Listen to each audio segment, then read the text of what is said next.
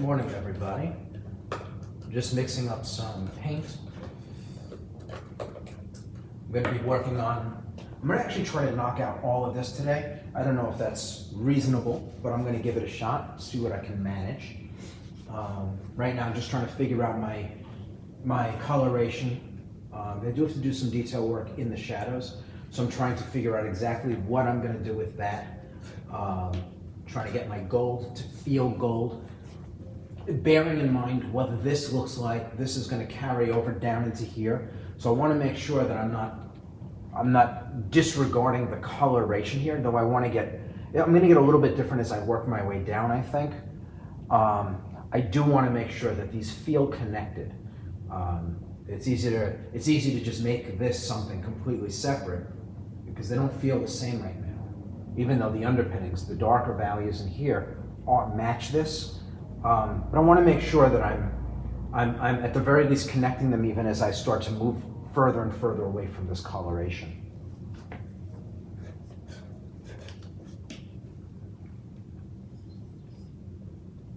So it's just going to take me a couple of minutes just to get these colors down.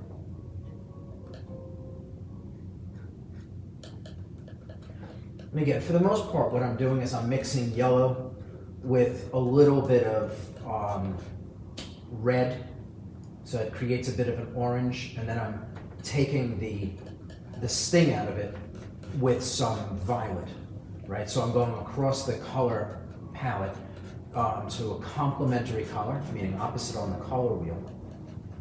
And I'm basically extracting yellow from the mixture through the addition of its opposite violet. Right? And when you work in color, it's a great way to eliminate overly chromatic or overly colorful versions of a color. I have something that's really yellow. I drop it down here, it's going to jump away. It's not going to look right. So to strip away some of the yellow and make it a little bit more neutral, I put a little bit of violet. And you can see I'm kind of coming up. I'm still very yellow. Like compared to this stuff, this is not so yellow up in here.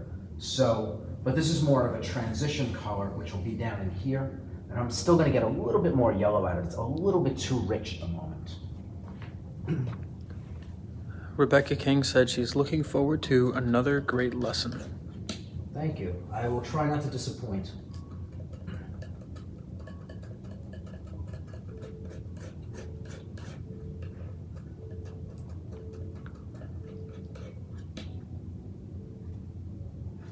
So what lesson are you teaching us today? I don't know. We'll see. I don't plan. I'm just going to be working on, it's funny. I walked in this 8 minutes ago and decided I was going to work on this. So, I had a feeling I would do this yesterday when I left, but I wasn't really sure. So, 8 minutes ago I came in and I'm now making my plan. So I have no idea what we're learning today. We'll see. It's all part of the drama. Well, you know what it's like, this is, not that it's going to be tedious, but compared to blocking in the jacket or knocking out the head, this is kind of slow, labor-intensive work, and you spend hours in a 4-inch by 4-inch area. It's different than spending 30 minutes in a 3-foot by 2-foot area. It just, you're working with small brushes instead of big ones. And so, from that standpoint, when you start your day, you have to have you have to be okay with that. If you come into a day and you've got some big brush stuff you can do and some really tedious work you can do, and you're not in a highly focused mood, you're distracted, you got something going on at home, you didn't sleep well, the last thing you should be doing is kind of rolling up your sleeves and digging into something like this. Now, the more you do it, the more you become accustomed to just delivering. It doesn't matter. You could be going on no sleep and you didn't eat and, dog flew up on your carpet this morning and you come in and you just go to work on this because it's the job. But for me, I have options. And when you're doing this stuff, when you come into the painting, at this stage, I still have a bunch of options for what I can pick and choose what I want to work on. I'm opting to do this. I want to get this out of the way. So, but again, I came in now about 11 minutes ago. I just strolled in. So, you know, I don't really have plans for what the lesson of the day will be. We'll see how it all goes. This is going to be handled in exactly the same way as the collar was. It's not going to be, it's going to be, I think, a lot quicker because the collar, each one of these medallions is very specific, the decorative elements on it, creating an impression of form, where everything in here is basically linear marks. So once I get a center mark, I should be able to just basically stack the lines one after another.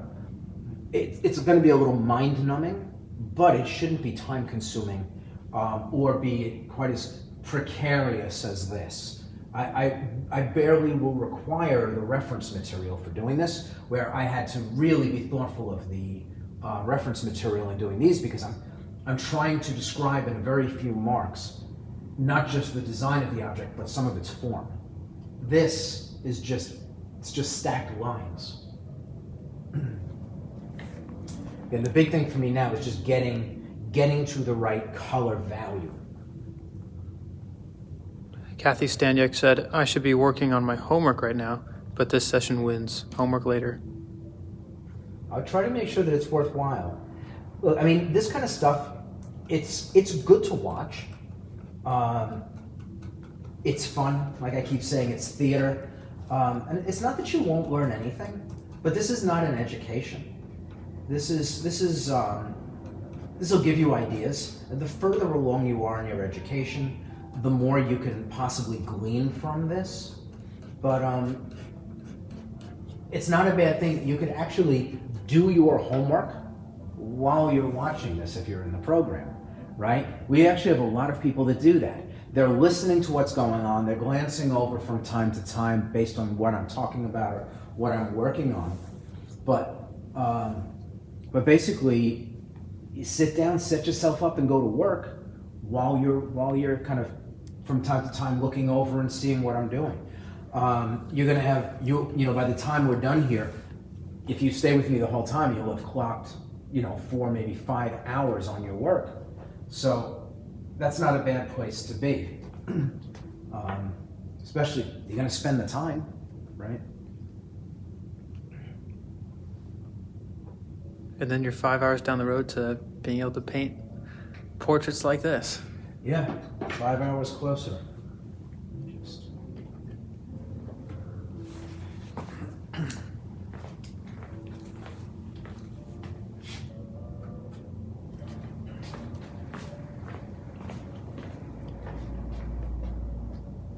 almost looks like just straight maples yellow. Rebecca King said, we are getting an education in life, not just painting. I don't know that you want that from me. Got some questions here. Yes. First one from Karen J. Briggs. Do you think it's better to work on the places you're most interested in first, or to get the less interesting areas out of the way first? You know what? This is one of those things like know yourself. For me, I know, like I've got a painting sitting over here, and it's been sitting here because there's some stuff I don't want to paint. It's been, no. It's been sitting here for 2 years. It's about arguably 12 to 15 hours away from completion. But the background requires me to behave like a sign painter. It's a lot of lettering. And I just don't want to do it. And so I've got that, and then I've got a face and a set of hands. Everything else in the painting is basically done. There's not much left to do to it. And I refuse. I could easily go in and just paint the face and hands, maybe take me about 5 or 6 hours to finish that. And then all I'd have left is the background. But I know I will never get around to the lettering if I do the face first. So until I do the background, I can't do the rest of the painting. And because I know me, and I know I'm not going to want to do it. And so it's, for me, I have to hold myself to that. Everyone's different. So depending on your personality, if you know that you're going to avoid the stuff that you don't want to do, then you probably need to go in and do that stuff first. But again, everybody is different. personalities matter, right? Where this stuff is concerned. So, but yeah, generally speaking, I try to move the whole painting along as like when I'm doing something like this, try to move the whole painting along at once so that I don't find myself in a place where I've got something I've barely worked on that's going to be labor, you know? Now, there's a lot to juggle here. This thing just kind of got lost in the mix.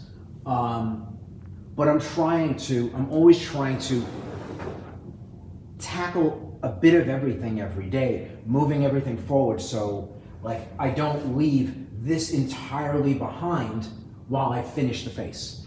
I'm trying to move everything in stages. And so like in stage 1, everything gets this equal pass. In stage 2, I might work on the face and then work on the collar and then work on the flag but I won't work to stage 3 on anything until everything is done with stage 2. Right now, these medals off on the side, they really kind of got away from me, but right now they're at the same place the apron is. So if I get the apron done and then I jump in and I do the medals, the painting is now all elevated to the edge of stage 2, ready to start stage 3. But I try to be smart about it. I try to make sure that I don't put myself in a place where I have nothing but stuff I don't want to do remaining at the end of the painting. And there's not much that falls into that category. What I actually don't like doing is repair work. Repair work is awful. So I try to fix things as I work, right? So if over the course of the painting, I wind up having to do about, let's say, 5 hours of repair work, 3 minutes here, 5 minutes there, a minute here, right? As I go, when I find things that aren't right, I kind of clean them up on the spot. That's better than at the end of the painting, being done and then going, okay, 5 hours before I can actually sign the painting because I've got a whole bunch of stuff that I didn't fix along the way. And so, you know, for me, I try not to leave anything behind. I try to resolve everything while I'm there working. I don't leave errors in the painting while I go. I try to clean them all up. But for the most part, like, there's not much I don't like painting. I like being in front of an easel. I like standing here working. So for me, it's not really a big deal whether I'm doing this or doing the medals or painting the face. I like being where I am right now, just proximity to a canvas. Yeah, there are some things that are more difficult than others, that take more attention. But by and large, this is a great place to be. And even on the days that it's not a great place to be, it's still better than standing or being in an office, with a boss. That's true. Yeah. Question. How do you recommend what we should practice? Is this somebody that's in the program? I'm not entirely positive. If you are in the program, we tell you very specifically what you should practice, right? There's a program, and there's exercise 1, and then exercise 2, and 3, and 4, and 5, and they're in order. And you only do one of each one. Do the work that is given to you, deliver it, try to learn the lessons, and work through it that way, right? So if you're in the program, you don't really need to ask that question because it is clearly defined for you. You don't need to do anything outside of the program in order to develop those skills. If you're not in the program, what you need to do is in the program. You are in the program. All you have to do is follow what we tell you to do, nothing else. But be conscientious, right? Because you can go through the motions. You can sit down and do paintings, like do exercise 1 and exercise 2 and exercise 3, and treat them like they're exercises. Or you can treat them like they're finished work. So like, as an example, if you're an athlete, let's say that you box, and you go into a ring and spar with a different intensity than you go into a ring and fight a real fight, right? Right? In a real fight, there's no slowing down because you're tired. When you're sparring, if you don't feel like it at the moment, you can stop the fight and sit down for a minute or go get water. Even worse than that is you can actually, like when you're dealing with, like you have to run, you have to do jumping jacks, you've got to do stretching, you've got to do lifting, you've got, right, there's all of these other things that are like the things that make you capable, physically capable of actually getting in the ring to fight. And those are things like the first exercise where you're filling in gray squares. Like how much energy do you want to put into that? It doesn't feel like anything. But the truth is, if you don't do those things with the same kind of focus and care as the finished paintings like this, you'll never get here, right? You know, when you're doing your exercises, treat them, even the first exercise, the second exercise, all of them, treat them like they are finished art. Like imagine if they were going to take your block 1, exercise 2 gradient sheet, frame it and put it in a museum for the whole world to see, and you as a human being will be judged on that. How much care would you take? Like I always, it's a gory way of thinking about it, but I always kind of express to people who say, I can't figure out, like I can't seem to get my work where I want it to be. And it's like they know what they're doing, but the quality is low. I say, imagine if you were told that the next painting that you do, for every mistake, like clear-cut mistake, like sloppy marks, like all of these things, we're going to cut a digit off one of your fingers. Now, like again, this is a terrible way of looking at it, but I'm trying to frame your thinking. When you send in your homework, if you know that if you don't have 100 on that homework assignment as a score, they're going to come and take a piece of you, right? How much care would you put in? How much care? I can guarantee you your work would improve like that. Because you would be, there's a cost for failure. And as long as you don't perceive a cost for failure, you can stop wherever you want. Now, nobody's coming to your house.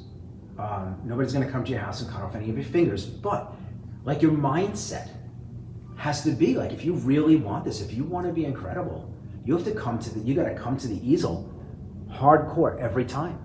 And there is a cost. You're spending your time. And the difference between doing extraordinary work and doing mediocre work is just a change in attitude. It's not even a change in the amount of time. It's just an attitude change. Treat it. Imagine, again, the next piece that you do in the program, as you're getting ready to submit it to be judged, to be scored, imagine if somebody was going to come to your home, if that's not 100, and take a piece of your finger off, right?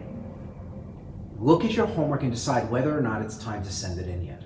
Have you done everything you could do, right? And now that might sound crazy, but like from the standpoint of being a pro, if I deliver a painting that is, I hate the word perfect, but perfect from the standpoint of the people accepting the delivery of the portrait, it diminishes my ability to make a living as a painter, which diminishes my ability to put a roof over my kid's head, to put food in their stomach, right? So there is a real cost to me cutting corners and me not delivering the best that I can every single time, right? And so, but the idea is that the thing that distinguishes the pros from the amateurs in almost every case is that the pros don't accept things in their work that they know they can do better. They just don't. And it's a mindset. It's a mindset. It doesn't make painting harder. It's just a change in how you think. Changing how you think is hard, though. But once you start thinking like that, and expecting more from yourself, and not accepting the stuff you know you can fix, the stuff you know you can do better than, you'll change as an artist. And it won't take long. It's a change in thinking. That's all it is. 1 minute you'll be okay with stuff that's imperfect, and the next minute you'll say, why would I accept that? I know how to fix that. I know how to fix it. And you start cleaning those things up. And eventually what happens is those things don't even find their way into your work, because even when you're making the painting, you're not letting those things creep into the work at the moment you're making it. At the beginning, it'll be more cleaning up the mistakes you make. But later on, eventually, you see the mistake as it goes down and you fix it on the spot, which is actually what I was talking about with this. Anyway, but in the program, you just follow what we tell you to do. You don't have to do anything else. There's literally, don't do an exercise twice. Like we have people that do that. They didn't do it to the level that they wanted, so they'll do it a second time or a third time. You don't need to do that. Just follow the program and be conscientious while you're working. Treat it like it matters. Don't treat the paintings like they're exercises. Treat everything like it's finished, like you're going to be judged on it. Right? And if you do that, by the time you're finished with each block, you'll be absolutely killing the stuff.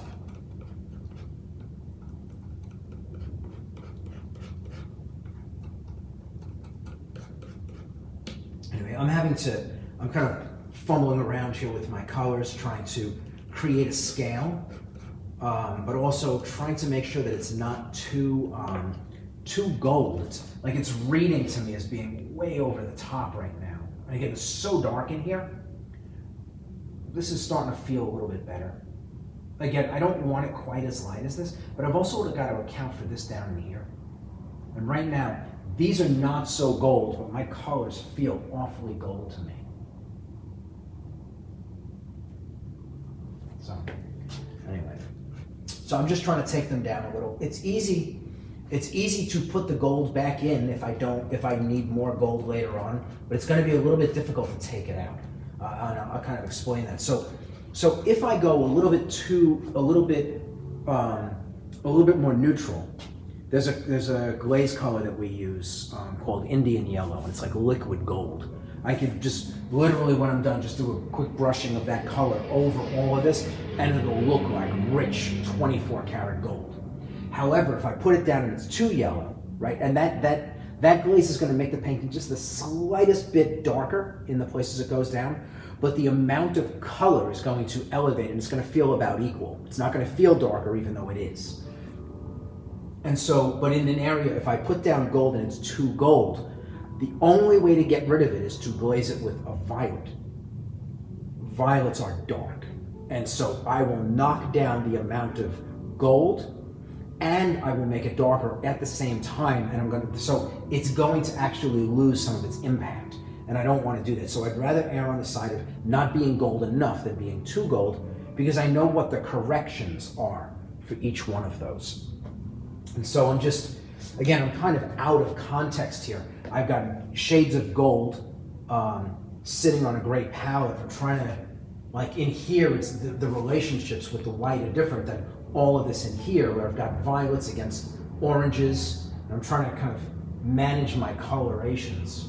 I also don't want this to match this. I want it to feel like it matches at the top and kind of fade it into much darker shades so that I retain some of this really rich amber. So I think I'm okay here. It feels a little bit yellow to me still.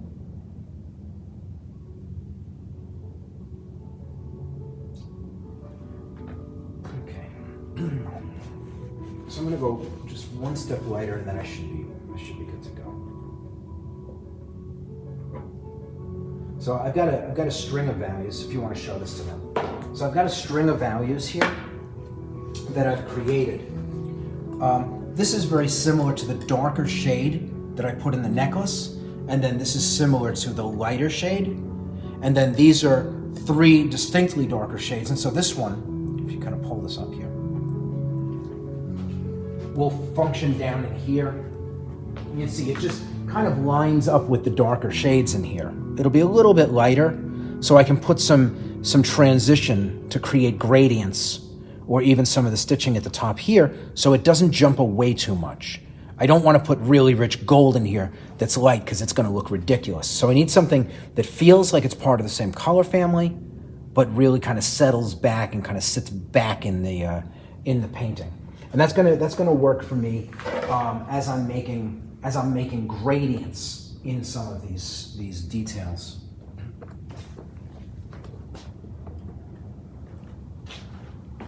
So I'm also looking at what I did for the, I'm grabbing paint off my palette from the other day, just making comparisons. So I pulled the paint off of the palette that I use for this. I keep all of my palettes when I work. That way I can match colors on the palette if I need. Now I've basically got my palette put together here, and I can start kind of working on this.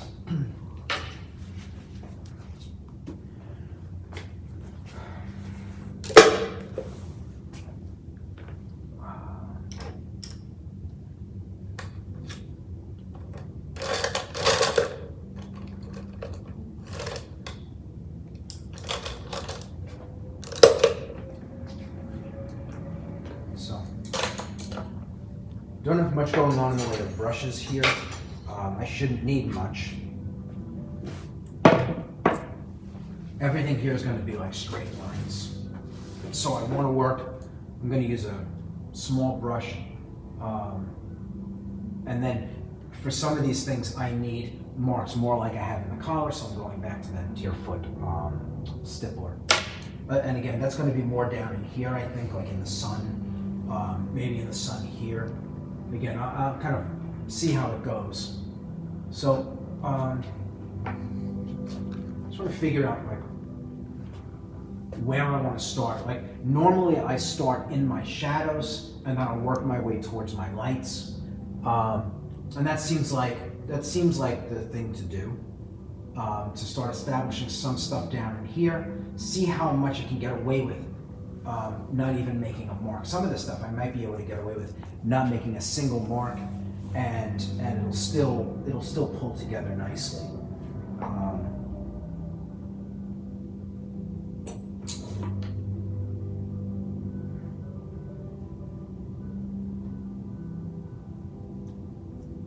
right, so just getting some oil in my paint.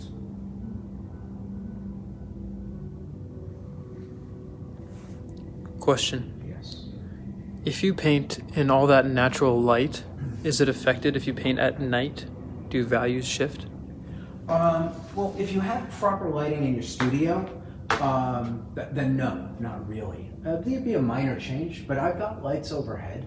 They're daylight correct. So the lighting in here mimics ambient daylight outside. So if you were standing in the shadow of a tree, that ambient light that you would have in that space these lights match that. And so these lights are about 5,000 Kelvin, and they have a CRI, which is a CRI, color rendering index, of about 93% of the color spectrum. So it's not a perfect match for daylight, which is 100% of the color spectrum. And the temperature outside could be anywhere from 5,000 Kelvin up to, in standing in sunlight, up to 6,500 Kelvin. So kind of anywhere in that range, depending on the reflective nature of what's around you while you're standing in that shadow. But that shift, first of all, I'm going to be working, the sun's going to be up. This is north facing, which means this light will be a constant the whole time I work. But look, one of the days, or a couple of the days we've been here, it's been overcast outside. Today it's sunny. So yeah, it does have an effect. But I've got my lights overhead. They kind of neutralize some of what's coming in from there if I've got a little bit of a color shift for a cloudy day or a sunny day. And as the night starts to fall and that drops off, these lights do the job. They are a constant. So, but proper lighting in your studio is critical. One more piece of.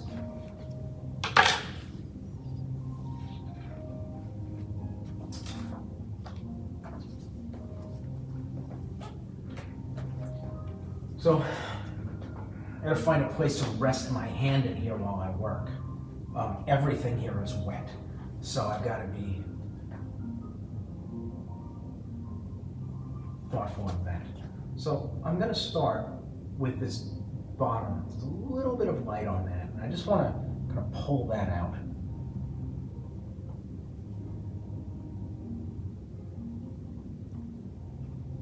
And you can see this is my darkest shade. It doesn't feel so dark when I put it into the shadow. This is the one that looked like it matched this. You can see I drop it into the shadow. It doesn't feel quite so dark in here.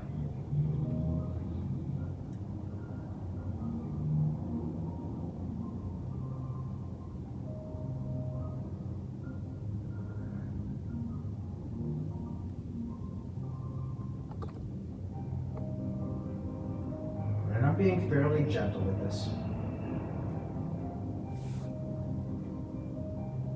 I'm not looking to turn this into a detail.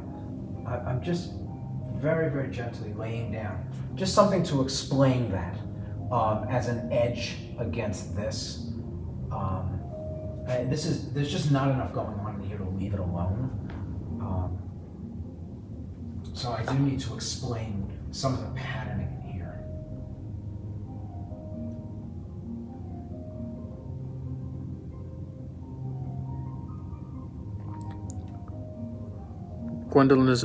Gwendolyn is asking, could we see what lights those are? What lights those are? The lights? They're fluorescent bulbs. Well, in here they're LEDs. If you look up, Blue Max Lighting is a company that you can go to. So it's bluemaxlighting.com. They sell light bulbs, LEDs, and fluorescents, long tubes as well as the CFLs, and they are all daylight correct.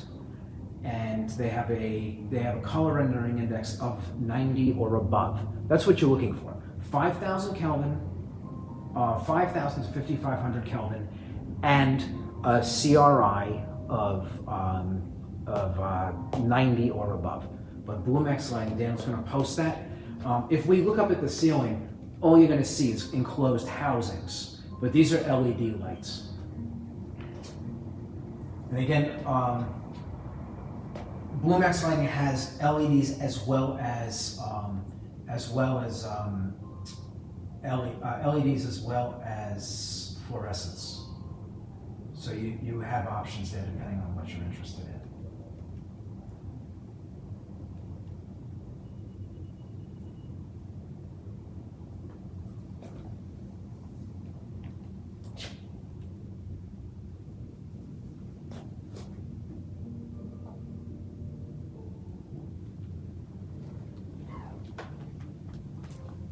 Another question. Yes. How do you know what light the client will use?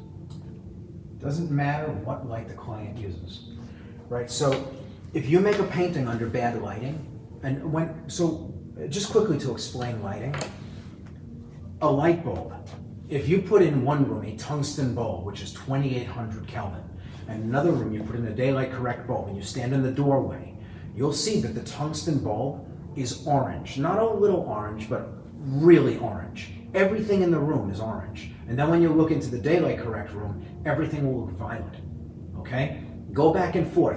It's almost like one room is like under normal lighting, like equal lighting. One room is painted orange and the other one is painted violet.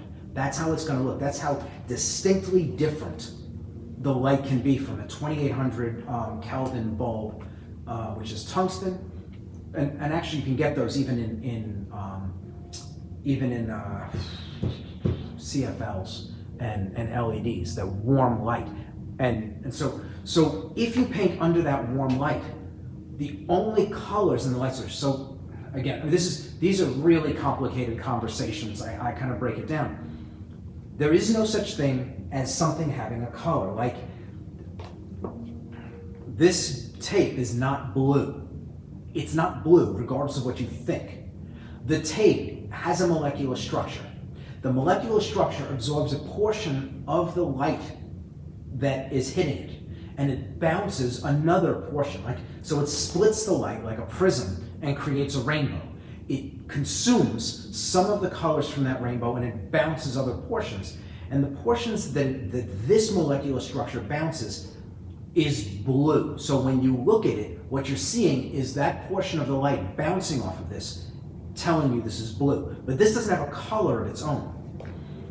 When you paint, if you're painting under orange light, everything in your painting is going to be flavored by that color. You're going to make decisions under orange light, and then when you take the painting out into like normal, like daylight, it's going to look ridiculous. So you have to have properly colored light to paint. Once your painting is done, where it winds up and what the lighting looks like doesn't make a difference, right? It's not really your problem. But a painting that is done properly under good light will look good anywhere you put it. It will look better under daylight than it will under a tungsten bulb, but it'll look fine anywhere you put it. If you create it under a tungsten bulb, it's going to look like hell everywhere but under a tungsten bulb. So your studio has to have proper lighting so that you can paint a properly colored painting with a full range of colors. So another thing with a bulb like a tungsten bulb, and again I'm saying tungsten, but a bulb that has a low temperature and a low Cree doesn't have the full range of colors from the spectrum. So if the light bulb is only pumping out orange light, you don't have blue, you don't have violet, you don't have green. So when you look down at your palette, you're not seeing those things. They kind of grayed out. So you can't even mix your colors properly under that lighting. So you'll mix something and it'll look violet. But then you put it under daylight or under anything but that tungsten light, that 2800 Kelvin, and the colors wind up all over the place. They'll start getting really screwy. So when you work, your studio needs to be a constant. 5000 to 5500 Kelvin and a high color rendering index, which is 90 or above. It's that simple, right? Because you need to have the color in the light source in order to be able to have the color on your palette and in your painting.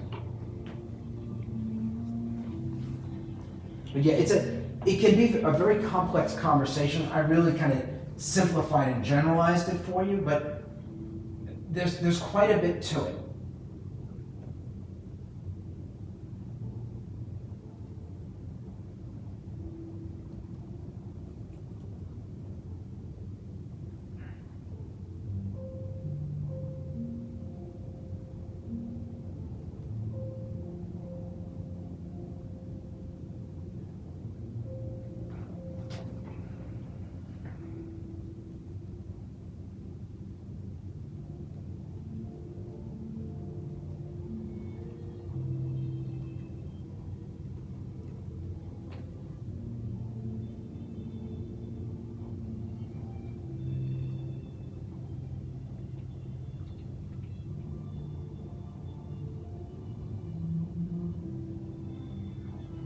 And so I'm just going to get a few of these in here. I wanted to step back and see how it looks.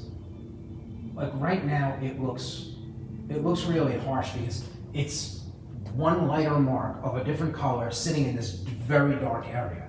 There's going to be a lot going on here, but I want to get a sense of just how subtle or bold this is before I start building out the rest of it. And so a few marks gives me a sense of what's going on. I can step back a few feet, see how it dissolves into the painting or doesn't. So I step back, I'm about 8 feet away, and it barely reads as anything. I see the marks, but they're not reading as being, they're really not grabbing too much attention. So I can go in here, I can solidify them a little bit, make a little bit more sense of them now that I know that they're not a problem. And so this helps me now as I'm going forward. I can kind of scale off of this. I know that in my shadows, I can use this as an accent, and it's not going to read as a light. It'll help to define an edge of a shadow, like bumping up against something else nicely. But it really is not reading. It's not reading as a light, except for when I'm 18 inches away putting the paint down. But the moment I step away, it just dissolves into the painting, and that's good. That's what I want.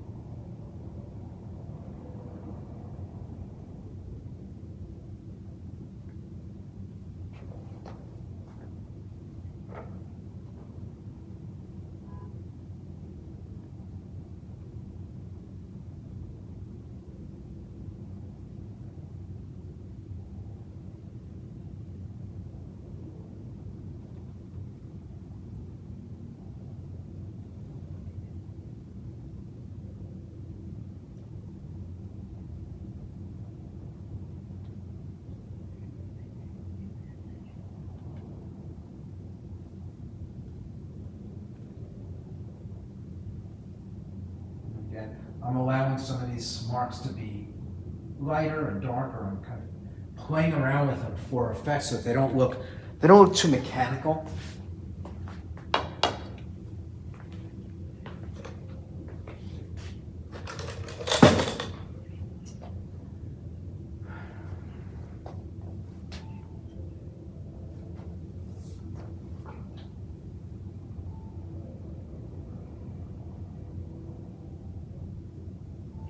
I'm going to leave it just like that. I'm not going to worry about it. There's other stuff going on in here, but it's only because I've not put anything else in that it's kind of standing out. There's all kinds of there's this triangular pattern. So when I get up in here, you're not even going to notice this stuff. So I want to start looking, and I think I want to work in here. I think I want to resolve this first. I think it'll make it easier to figure the rest of this out. I mean, this is pretty straightforward. This side was a little bit more because there's a gradient. But I have to figure out how to approach this. It seems like it would be pretty straightforward, but it's not. There are an infinite number of ways to go about this, and one of them is better than the others. One of them is going to make this easier to do than the other approaches. And so I want to make sure that if I take a few minutes and I figure out what the best approach is, I could spend 4 hours and knock all of this out. And if I pick the wrong approach, I could spend 12 hours and still be laboring. And so I want to make sure that I've thought it through and made sense of how to go about this. Okay.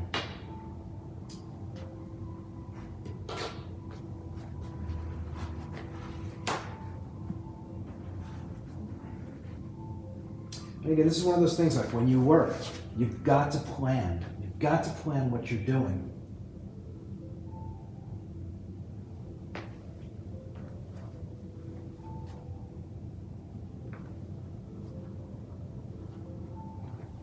Okay, so what I'm going to do is I'm going to actually work up in the lightest areas, up in here. And I'm going to start with exactly what I did with the collar.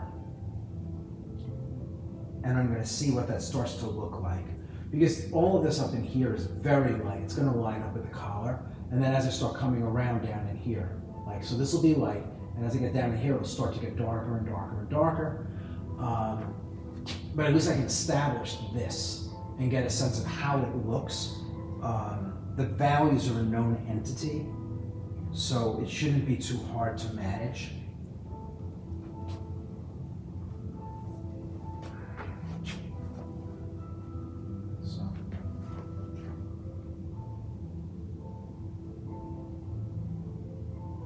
In fact, you know what? I'm actually going to go one step darker. I'm looking at it. I'm going to go one step darker than I did this, with the idea that I can elevate the value later on. I can build highlights into it later on. So I'm going to go one step lighter. Again, it's not drastically lighter. Probably one value.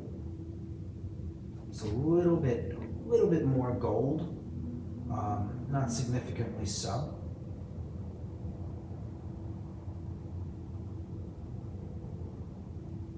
I'm just kind of, getting some medium in the paint and making sure that it kind of rolls off the brush.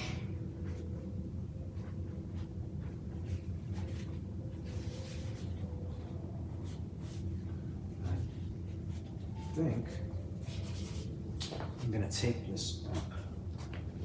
Let me get started on this, and I think I'm going to move my paint up to the canvas to work. So, starting here.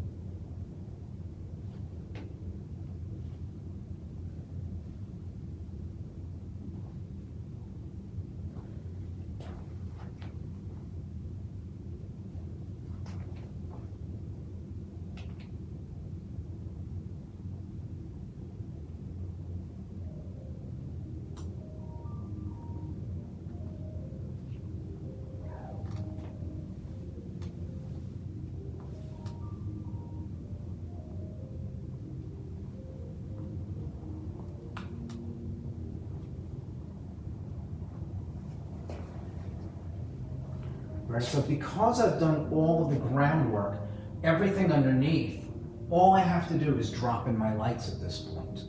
And so I'm only doing a portion of, like, I'm not making a painting. I'm doing a piece of the painting by adding just the lights, because all of the things that need to be in place for the shadows are already down. I don't need to do anything with them. So there's no gradients or anything like that. There's just laying in my lights.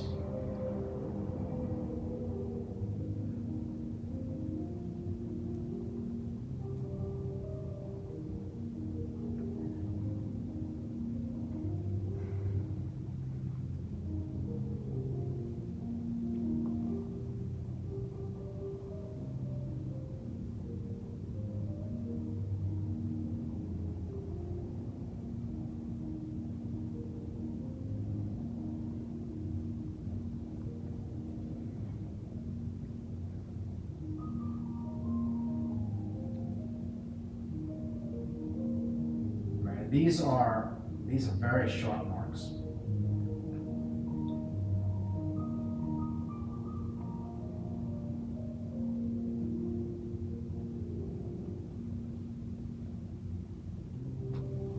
Step back and take a look.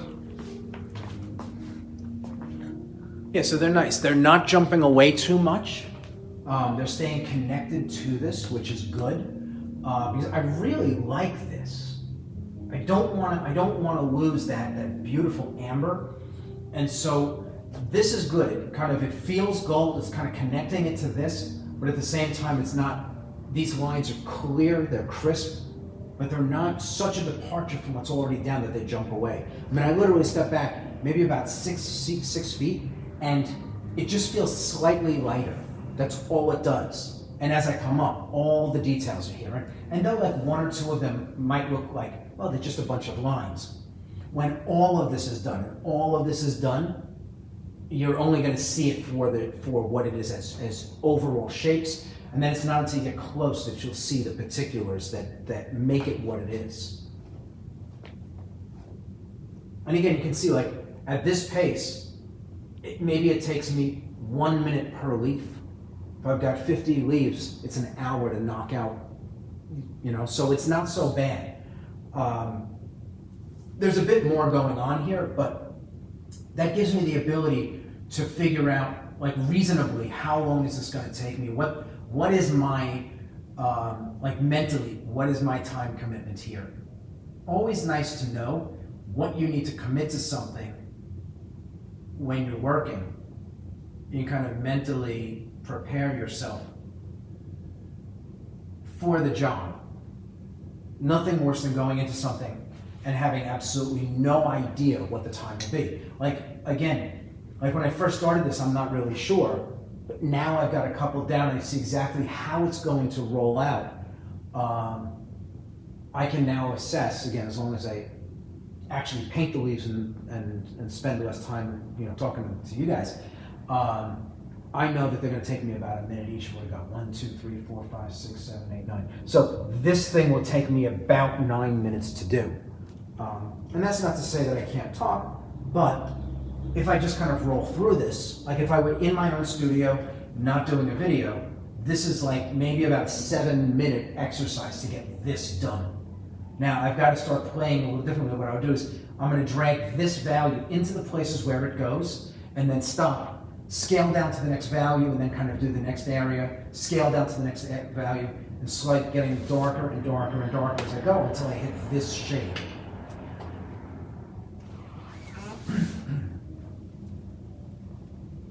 And again, this is not these marks. I'm paying attention to the pattern, the angle that these things are going. The paint is thin enough that it just rolls off the brush. You want to just get it right there. I'm sorry? Get the light on. Oh yeah. Right, so I'm not just randomly dropping in lines. I'm watching the pattern, how these lines are moving.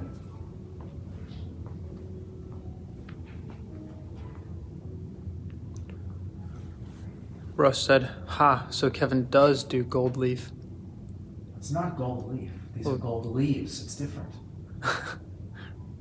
What, am I wrong?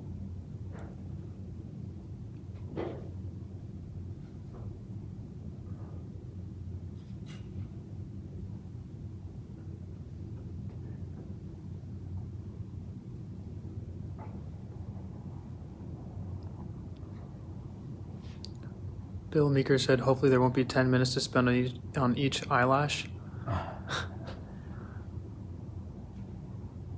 No, this is going to be probably the biggest time vacuum in the painting.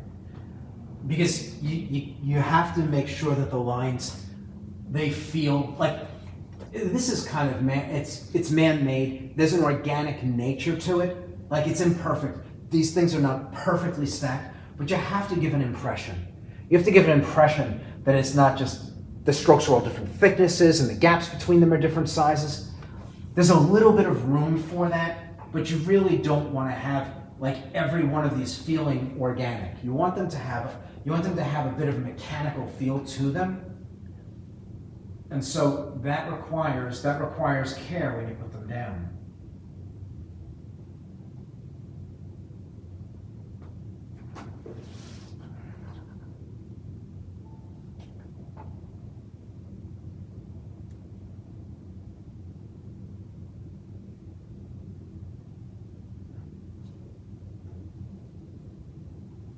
I'm trying to watch the curve on them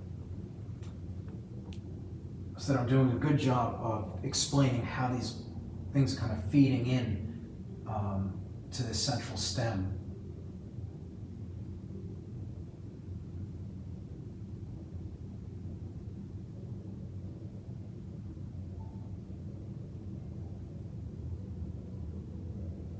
Even if some of my drawing is not right, where I push the purple up against this is not necessarily where it belongs, and so I'm having to make some adjustments here.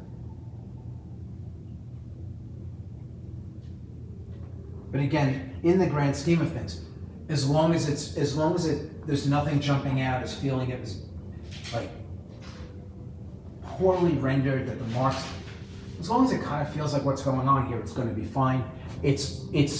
This is what we refer to as eye candy, right? It's not structural in the painting. It's not going to make or break the painting. Oh, let me rephrase that. As long as it's done with care, it's not going to make or break the painting. It's just extra cool stuff to look at. Like after you see the painting, you can go up and go, wow, look at those details. But beyond that, it really shouldn't do anything else.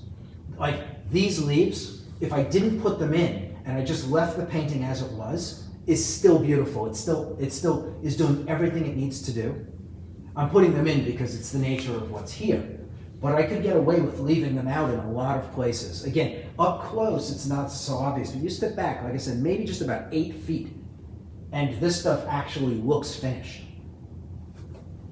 The big fear with doing this is that this starts to make it look, it takes some of the elegance away. It's so detailed and it's so specific and it's so mechanical in some ways that the elegance of this and the simplicity of what's here gets lost. And that's why I said, like, stepping back, I wanted to make sure that I wasn't losing the overall feel of what's underneath by putting this in. And again, it really, the value choice that I've made is letting me put the details in so that up close they're obvious, and they're really obvious. And then when I step back, they disappear.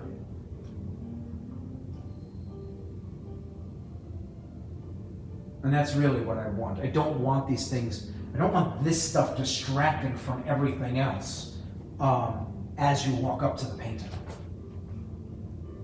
And again, I know the painting will be viewed primarily from a distance.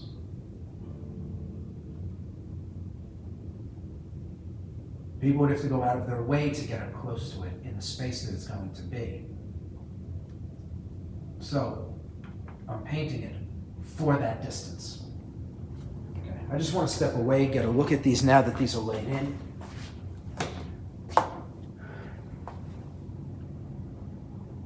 Barely even visible from here. Yeah, so I step back on one, maybe about 12 feet, and I can barely see them, which is good. It's exactly where I want to be.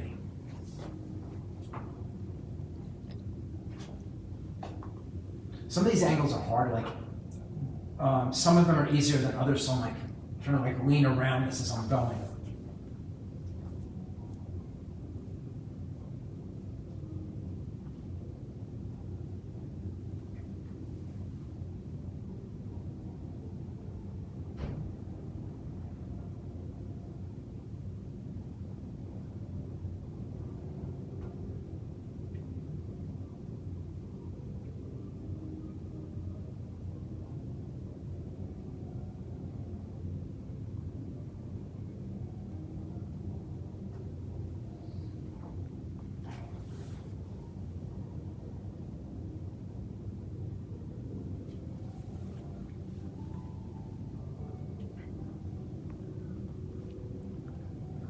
Becky says a 360-degree easel would be awesome.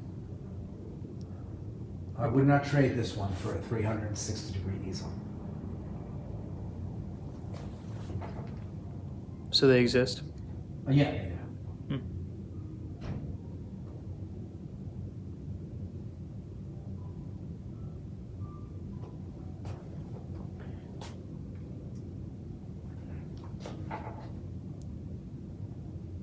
I mean, there are moments where a 360-degree easel would definitely be nice.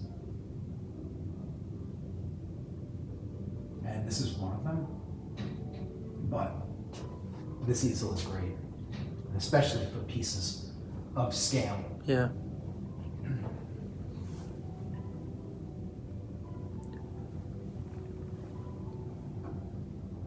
It's also good for hanging naughty students on. Yeah.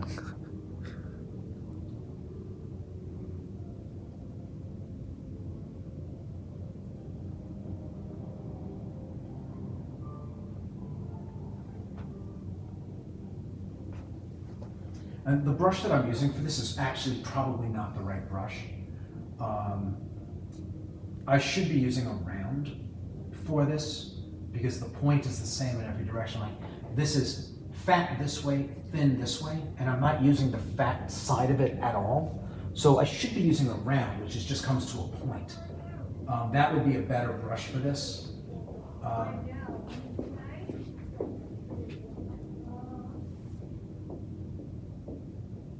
But again, you know, like I've been saying all along, you could use just about any brush for anything if you know what you're doing. And I'm not having any problem at this point. I'm not having any problem getting these linear marks. If this brush wasn't giving it to me, I would definitely move to a different brush. But it's doing fine for me right now. So, not worried about it. I don't feel like I'm struggling with this brush. Again, if I felt that way, I wouldn't be using it.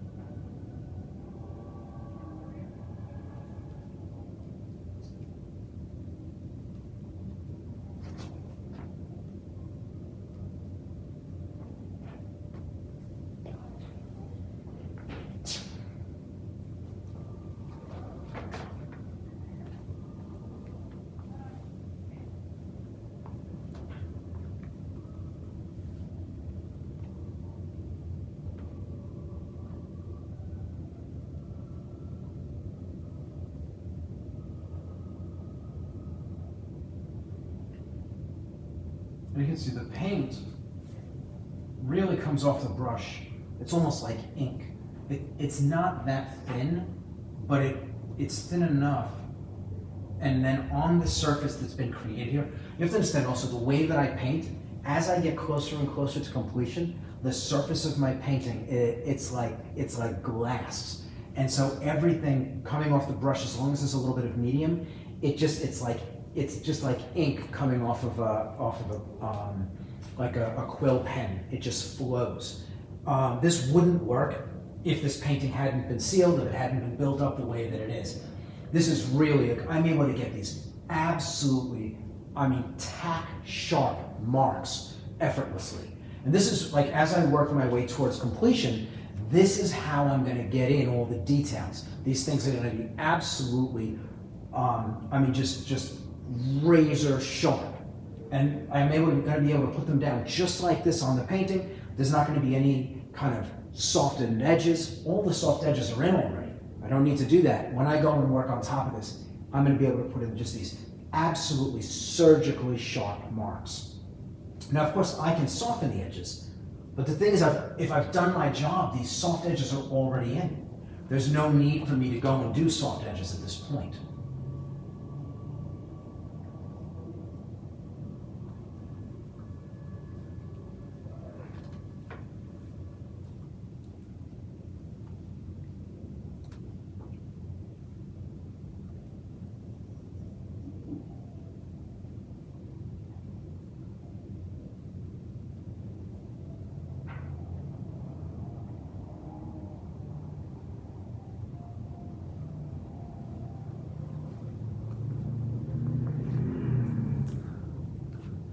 Russ said, I think he passed the 10-minute mark. Yeah, I've been talking quite a bit. When we get done with this, let me just tell you, so this will be like 65 hours to do the painting. When we get done, we're going to edit out all of my conversation where I put my brushes down and talk. And I think the painting is actually going to come in about 45 minutes. Just the painting end of it. Because some of these sessions are 5 hours and I'm spending 3 hours talking. Literally don't even have a brush in my hand.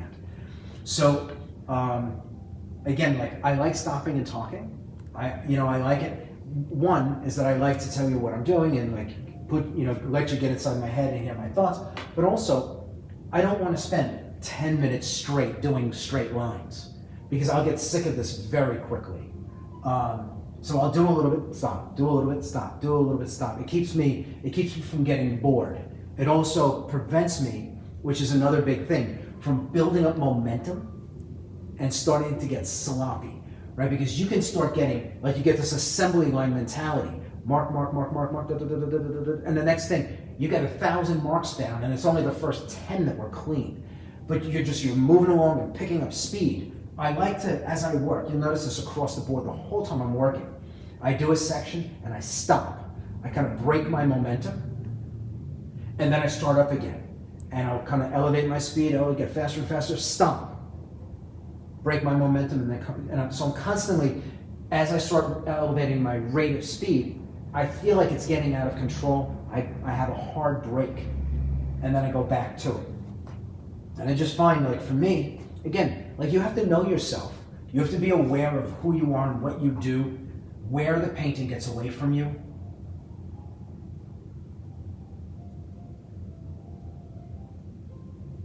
You create a system of working that fits you, right? Once you know how things work, you then just make the process work best for you.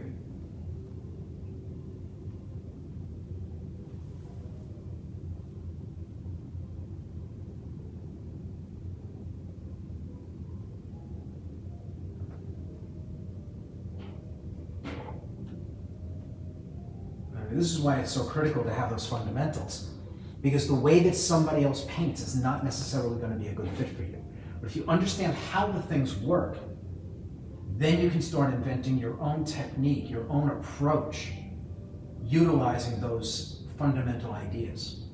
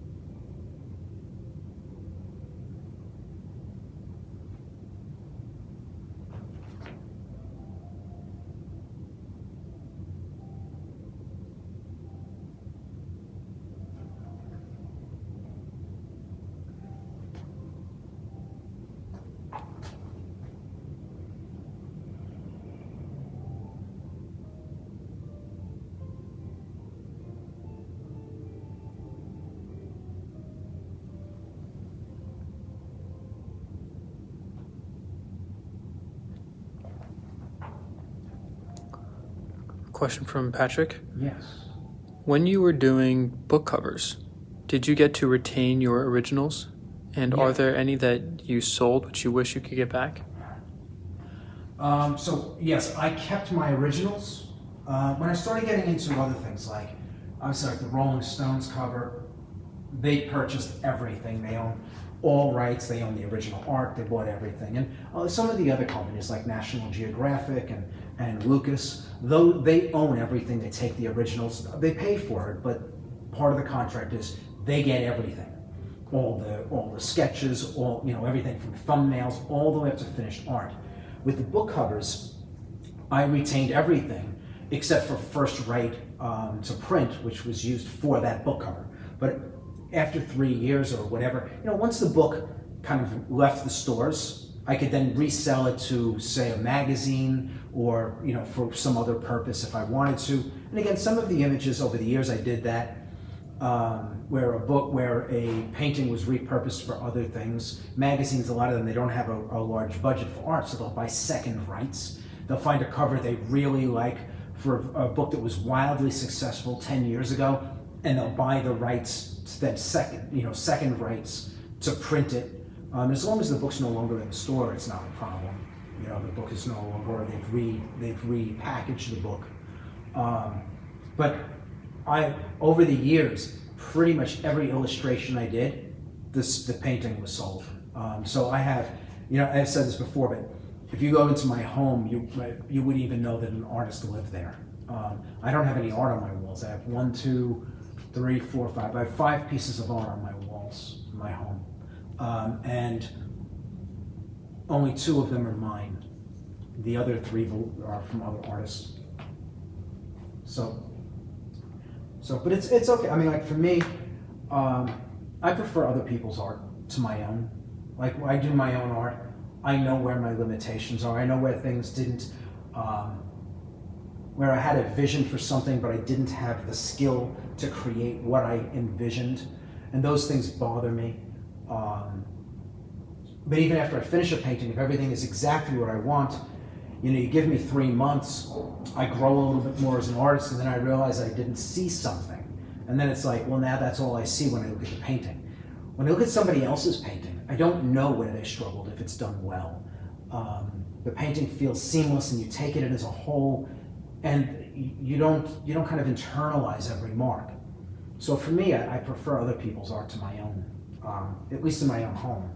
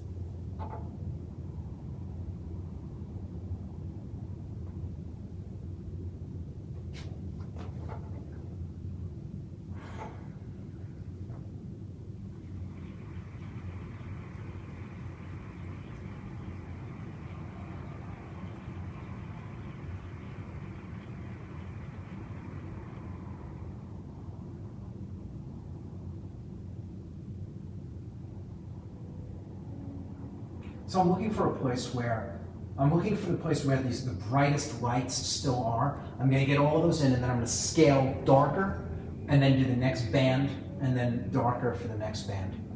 And that should give me a nice gradient in these lights that'll match the gradient in the purple.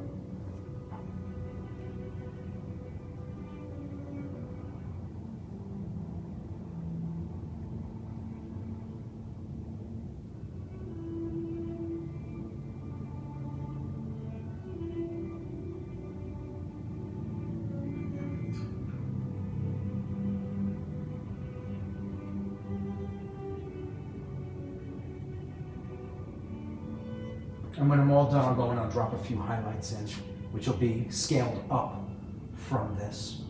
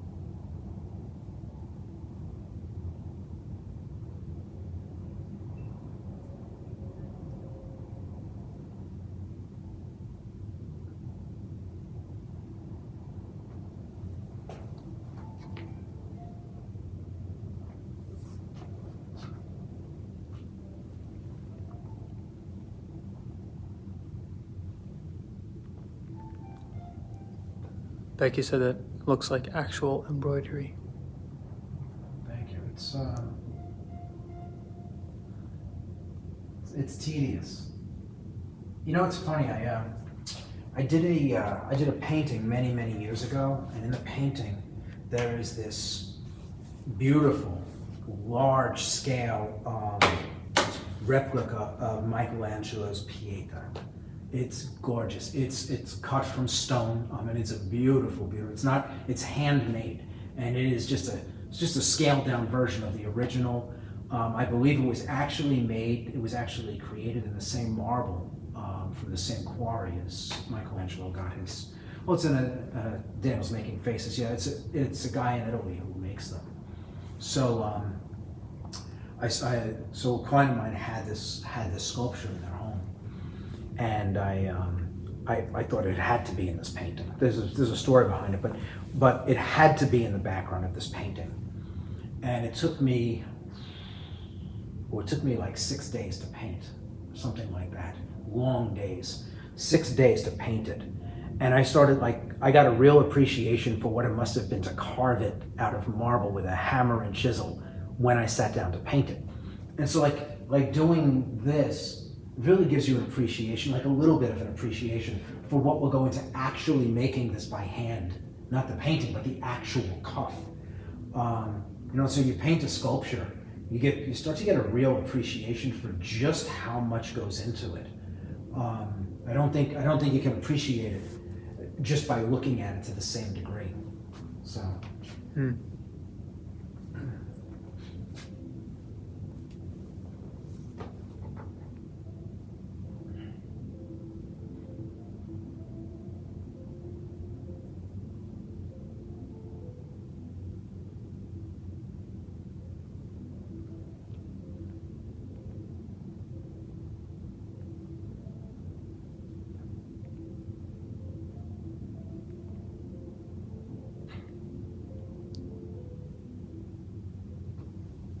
Right. These marks are very sharp. There's nothing soft about them at all.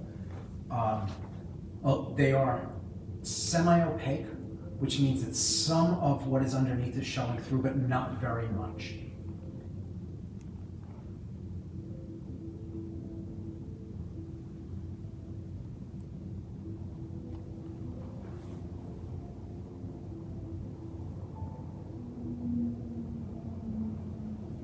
So I do need to transition out of this shade soon. I'm kind of pushing down into here, and this is going to start to get, the shade I'm using is going to start to get too light very soon. So kind of ending in here, I'm going to leave this alone. I'll go darker for that, and I'm going to get some lights in here. There'll be a few lights in here, like here, a couple on here, and then right in here. And then I'll drop down to my next shade, which is at least a full value darker.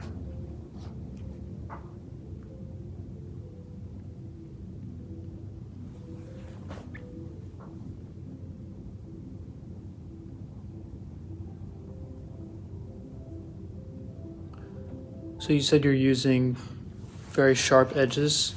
Yes. So how is it that you're able to put down those sharp edges and yet not have it jump off of the canvas?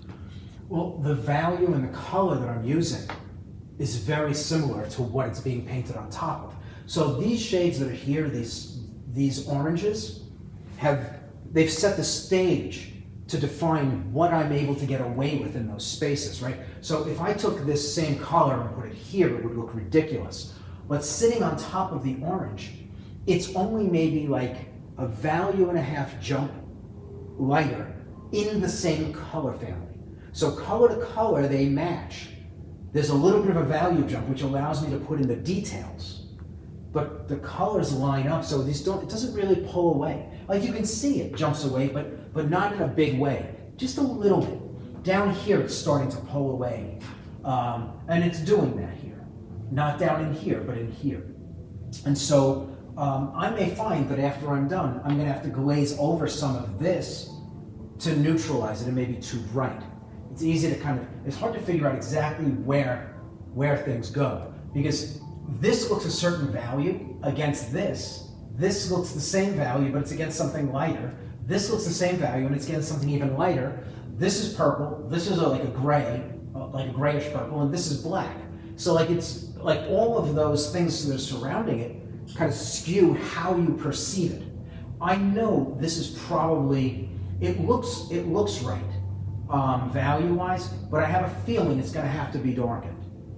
This, as it is, looks right for this. So I do have to make a few marks in there, but I'm going to go to the shade that I used down in here for those marks. And that's why I created the scale.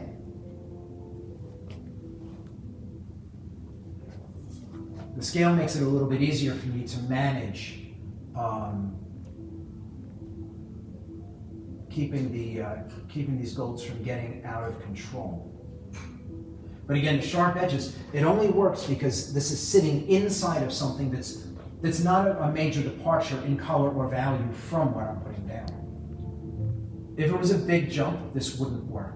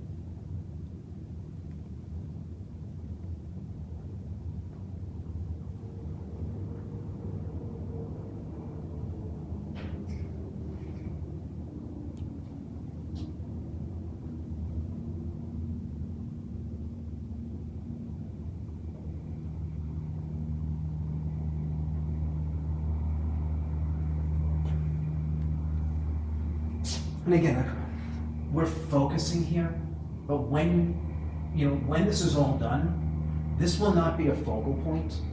It'll be something you go to and look at after you've taken in the painting as a whole. Right? Because you're going to come up to the painting, you're going to see it from 30, 40 feet away. You're going to walk up to it, and as you get closer, these things are going to become more and more visible. But they're going to disappear into the overarching painting from that distance. So you don't start here where you can see them, you start in a place where they just fall in and kind of look like this from the distance. And again, as long as I do it right, as long as I stay subtle, I'll be able to maintain that. If I get too bold with the value jumps, I'm going to lose that impression.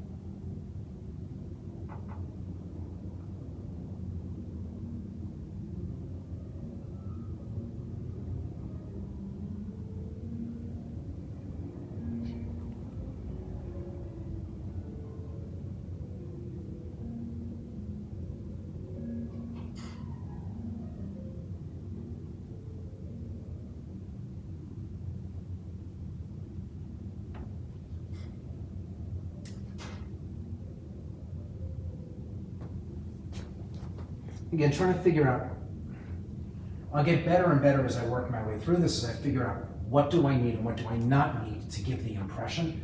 At the beginning, it's so easy. You even saw it when I painted the eye. It's so easy to paint everything. And then later on, as you're kind of working, you realize, I don't really need this to get the impression. I don't need that to get the impression. And you start doing less and less. You still get the same visual result, but you're doing less work to achieve it, less marks. I don't want to say less work. It's less marks. You have to think more and paint less.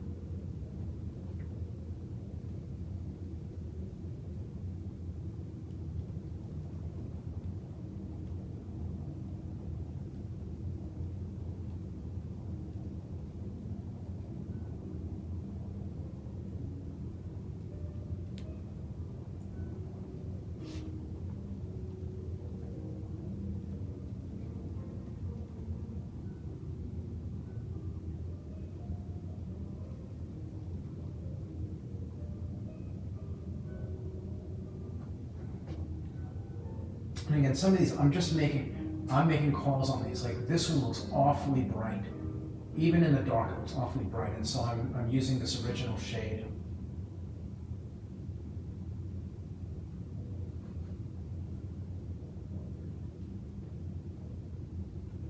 I think that's it. I think now I'm going to drop down one value. Just take a step back and see where I am. Yeah, so that's looking pretty good to me. Before I do that, I'm going to go actually up one value. I'm going to drop a couple of these stronger highlights in. That way I don't have to come back and do them later.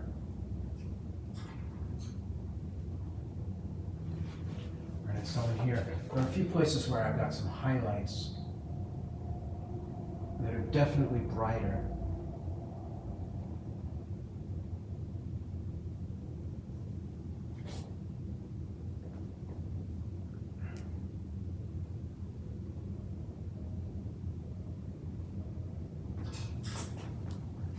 Than everything around them.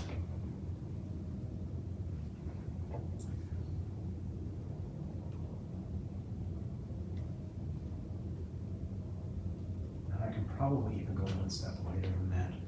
Probably go all the way up to the value that I used for the highlights here.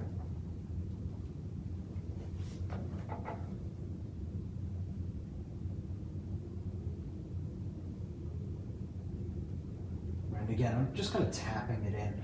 I'm allowing the paint to have a little bit more body to it. A little bit of texture. It makes it look more reflective.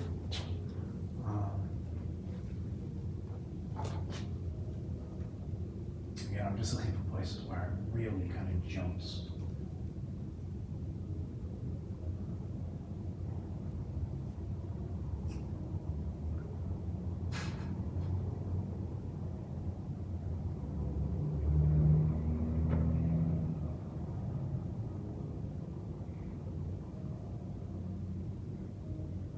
Just going to make it look more reflective.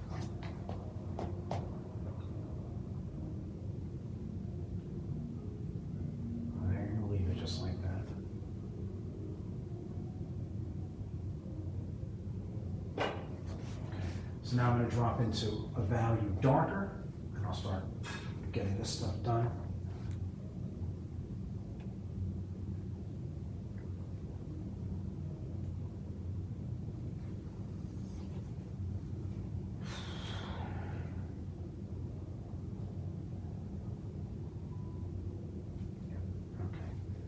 Again, I'm just like making decisions as I'm going here. I'm thinking about going one step, like going all the way to my darkest shade like I used down here, but I think it would be too dark in there.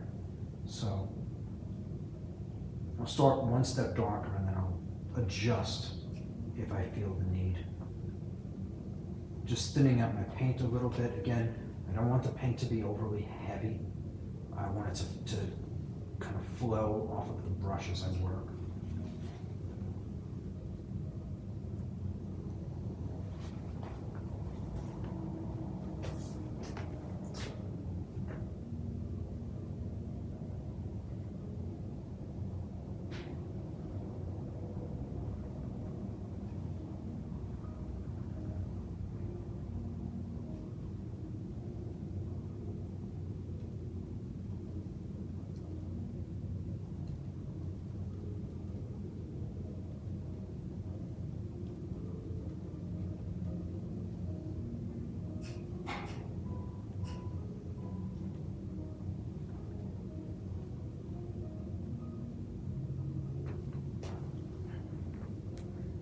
Again, it's not drastically darker, just a little bit, but it's enough.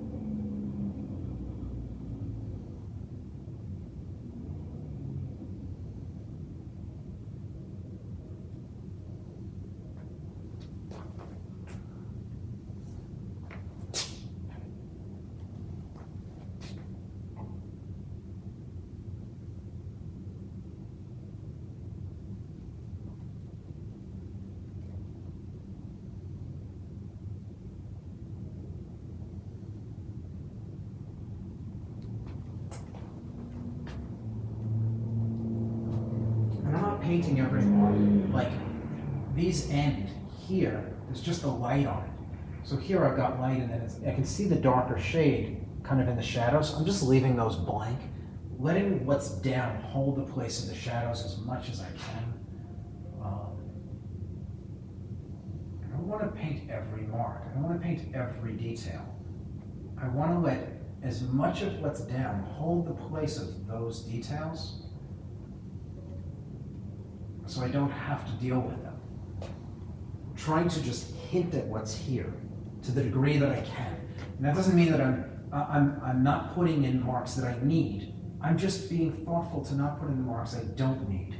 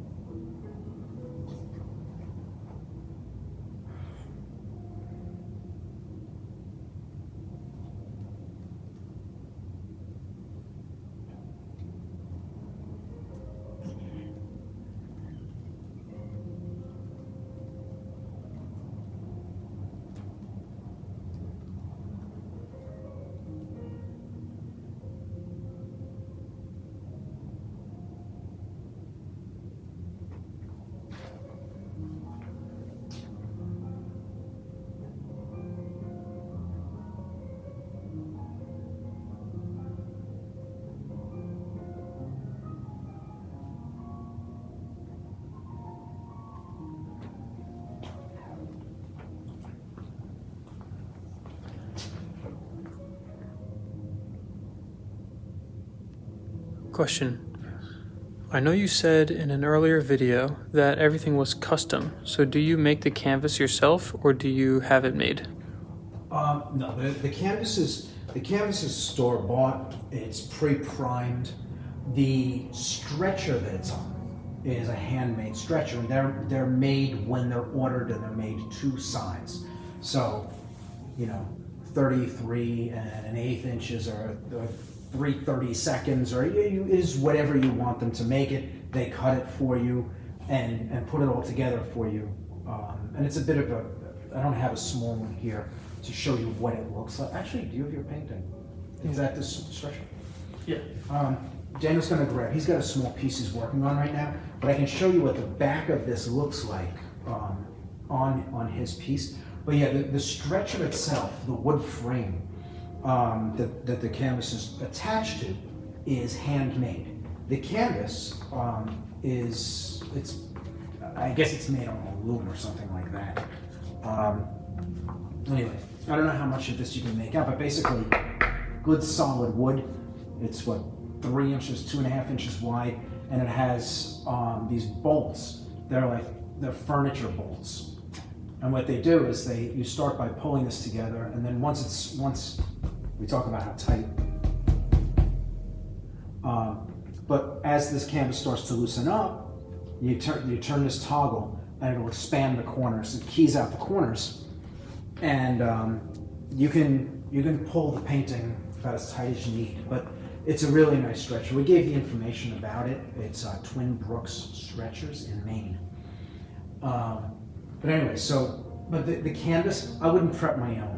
I would not, I'm not making linen at home. And the amount of work to properly prepare a piece of linen, it's just not worth it to me, especially since there are so many great options. I don't work on lead, so that's not a problem. If you want to work on lead, you have to do it yourself. But I'm not interested in dealing with the toxicity or anything like that. Right, and the reason that you have to do lead yourself is because you can't roll it once you prime it. It's got to be stretched, then it's got to be coated and drying. You're basically just priming the front of it.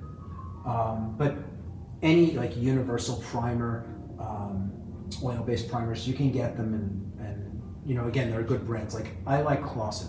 Clausen makes a good linen. The quality of it is consistent. You know what you're getting every time you cut a piece of material off of the roll. And to me, that's a big part of it. I don't want to be surprised that one time I work and the material is good, and the next time I work and it's so-so, and the next time is good again. I want to know consistently every time I cut a piece of linen from the roll that it's the same as the one I cut last time. And again, the Clausen, one of its charms is that it's a little bit more organic, which means there are variations in it that some other linens don't have. And so those variations, again, they do make the canvas a little uneven from one end of the roll to the other. Every piece is a little bit different when you cut it than the other, but the quality is the same. And the organic nature of it is really a big part of its charm, at least to me.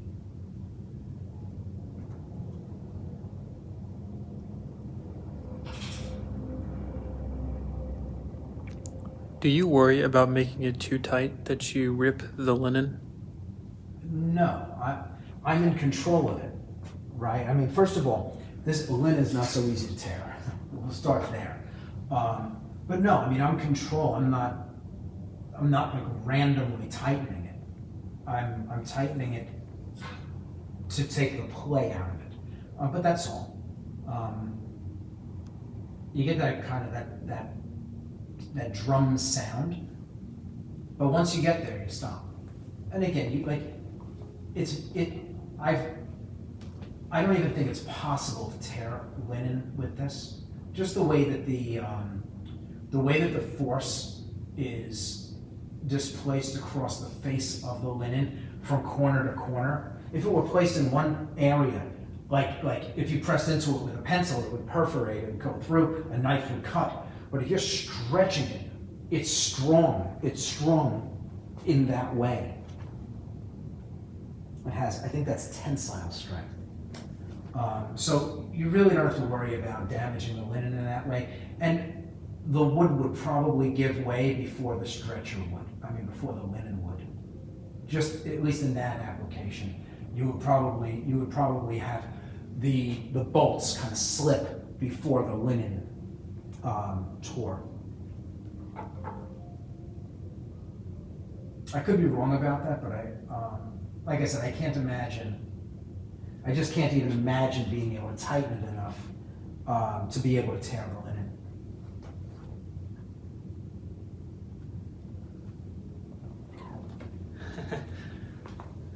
And I pull mine pretty tight. Sana said, "Oh, so stretching canvas is just like baking buns. You just listen to the sound of tapping on them to know when they are done." Yeah, pretty much.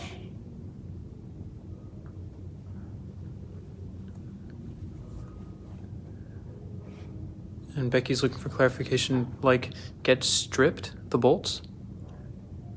Becky, it's above your pay grade at the moment. You're not using these stretchers. Trust me, it won't make any sense to you. Just suffice it to say, you're not going to tear your linen. I'm a pretty strong guy, and I've pulled these things. Like I get the stretchers that I get, even the manufacturers, like I have them build in more than is necessary, crossbars and things like that, and I pull these things tight. And I've never heard the canvas as much as complain, not creak, nothing. and I've done it pretty tight, pretty tight. You're not going to be able to do anything that's going to damage the linen as long as you're stretching it properly. So it's not a worry.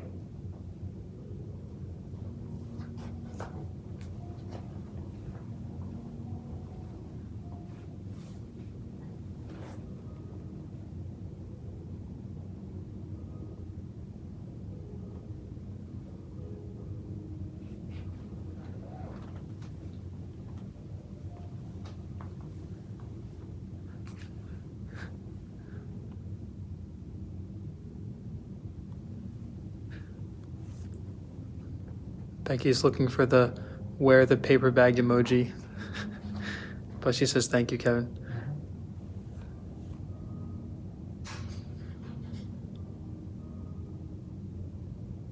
Yeah, I mean, you know, with some of this stuff, like some of these things, they really have no bearing. And it's like, you know, it's like when you talk about this and it's like, and you know, wind up into a conversation about, again, like about something that's going on behind the canvas that really, it's a much, much bigger conversation. And so it's a rabbit hole.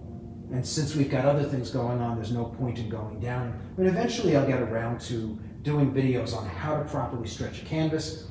And you'll be able to see, like, there are limitations to what the stretcher's able to do, how much stress you can put. I'll give you an example. So like on the stretchers, when I prep them, I round the corners. And I don't mean just take the sharp corner away. I round it like a golf ball. And so there's no corner here. So when I open the stretcher, I don't have to worry about a sharp corner being put, like, again, forced against the linen as it stretches. Because again, that's like you leaning a knife against it. That's going to tear. But if everything is round at the corners, that's really the only place you've got to worry. In here, it's just not going to go anywhere. And so again, I'd rather stay away from conversations about things that are really kind of outside of anything you're going to run into. You know, while we're doing this, I want to try to stay on topic as much as possible with the painting. You know, we're only a couple of days away from this thing being done. So, try to stay a little bit on topic here. But again, like the canvas stretching, it's good to know how. And for those of you in the program, we will eventually get around to dealing with that. But it's a lesson in and of itself. And so for me, for now, it's too much to get into.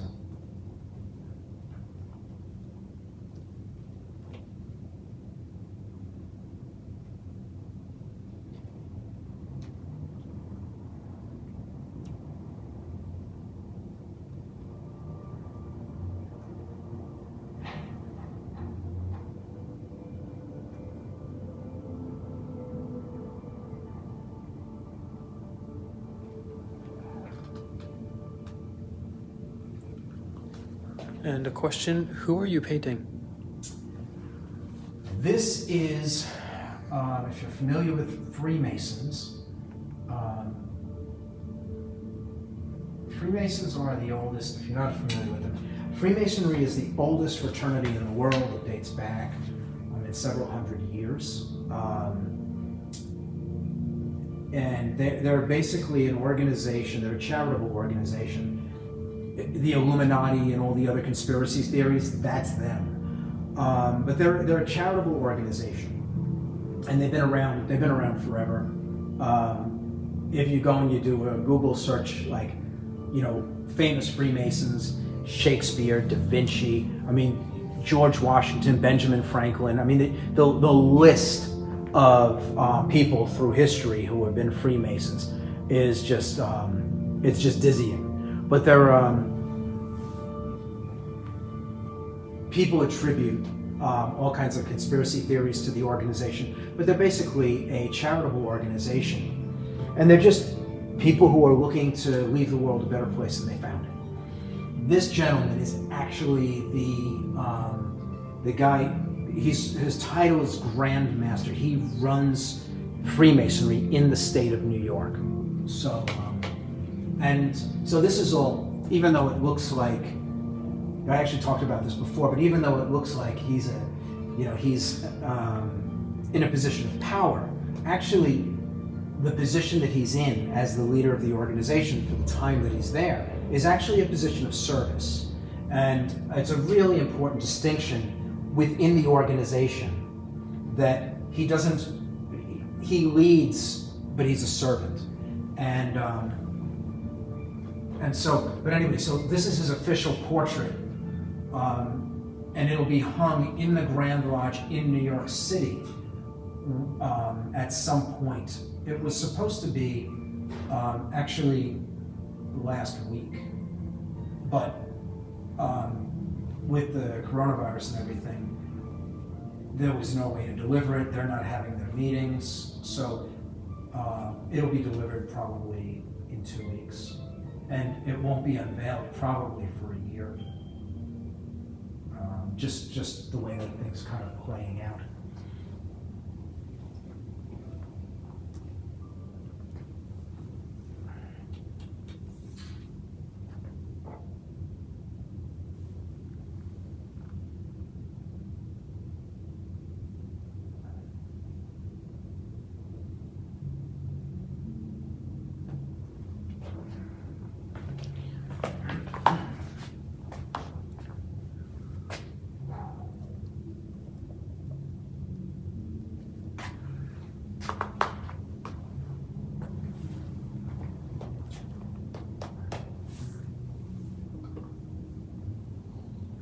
So as I step back, I actually don't like how strong these highlights are.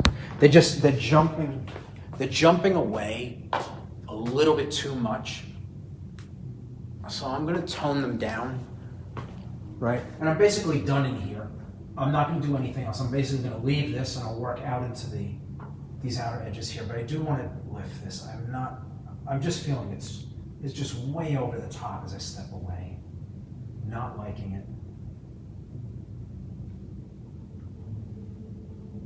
And it's twofold. One, I laid the paint down heavier, so it's bouncing more light, and it's a lighter value, so I'm kind of catching it on both ends. So I'm just gonna knock it down so it's flat, and then step away and take a look at it and see how it feels. Hopefully just the absence of the heavier paint will be enough. Yeah, so that looks better. Good.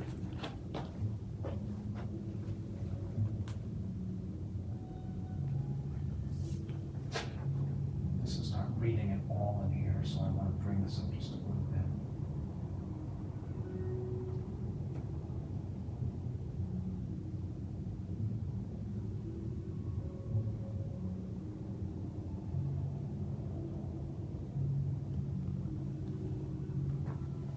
Okay, so I'm basically going to stop this here, and now I'm going to start looking at kind of rolling up into here.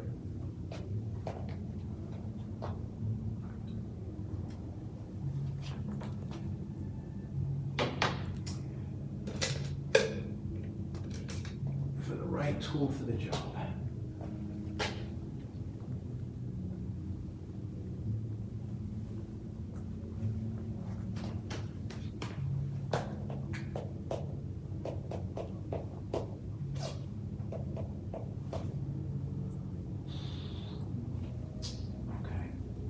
So again, like taking my time, making sense of it before I start.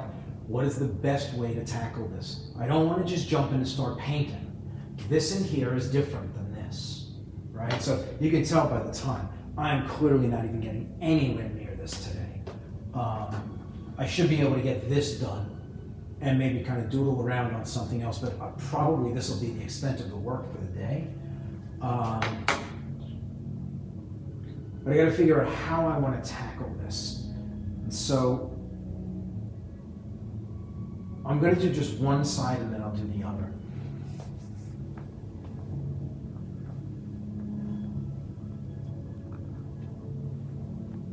Question. Yes. What are the little flags for? Which little flags? I'm not sure. You need to be a little more specific. I'm not sure what we're talking about here.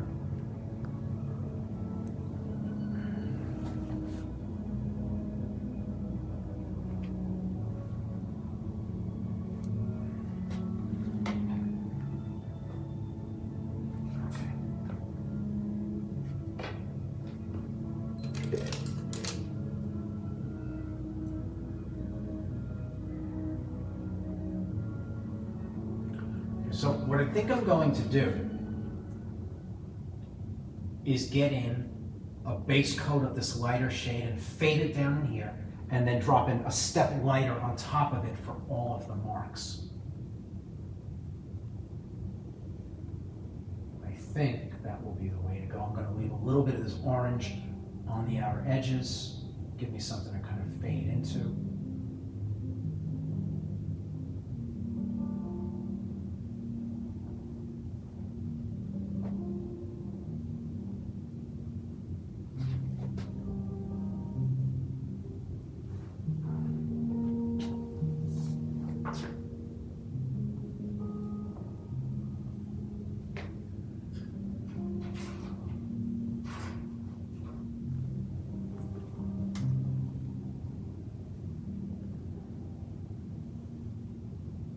Just kind of pulling this down, and there's a little bit of extra light in there. I'm just kind of hinting at the pattern.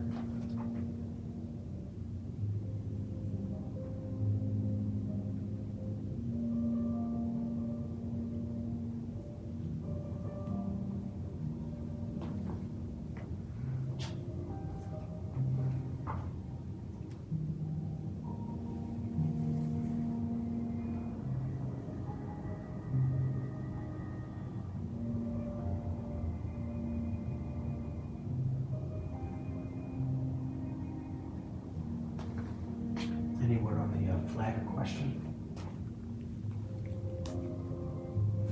Nope.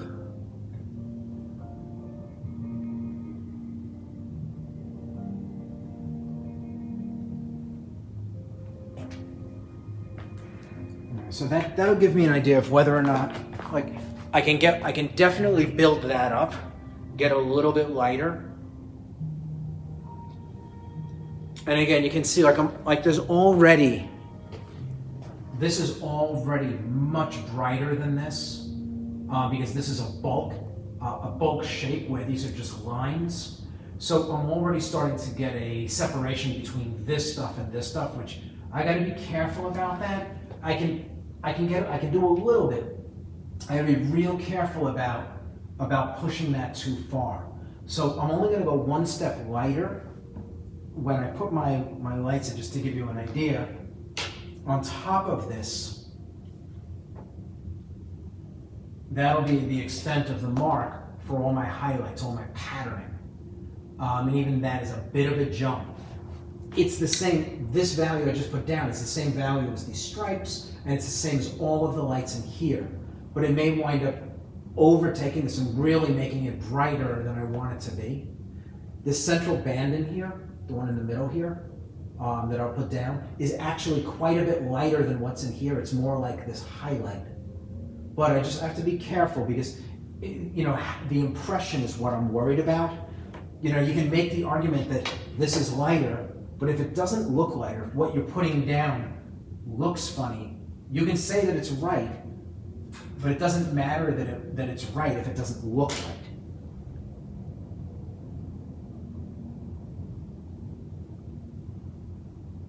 So I want to keep that in mind as I'm going.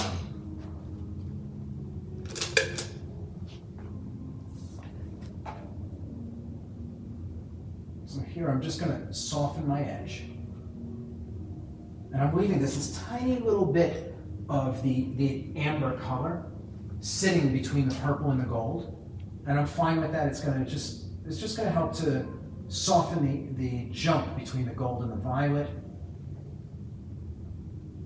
And I'm just softening it a little bit.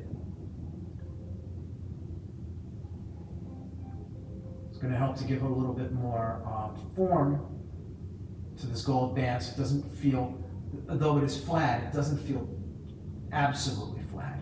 It's going to feel like it has, at least its edges kind of roll around.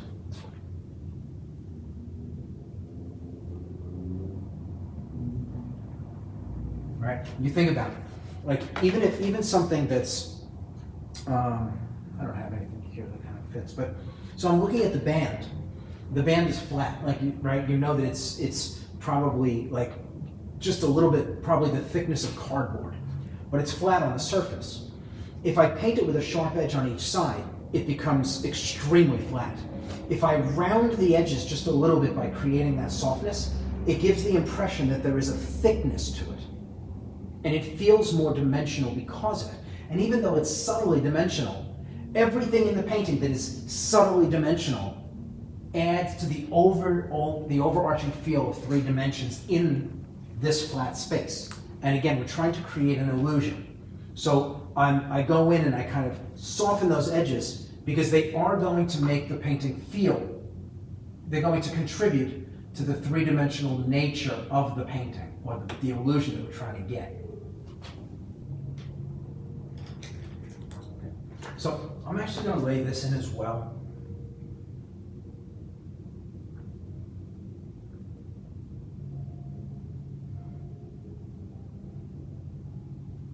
Gradients is going to start happening about here.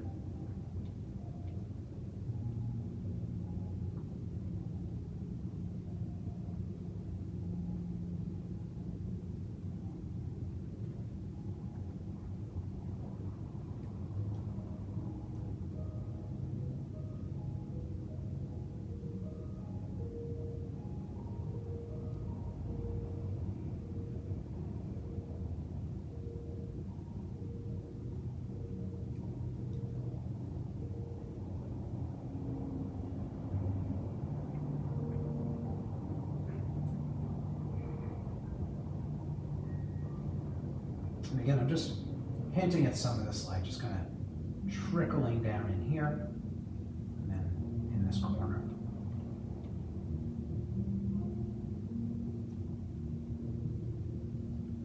Pulling this over and kind of dragging this over these marks, kind of knocking them down a little bit, helping to unify them with what I've done, coming down in here and down in here.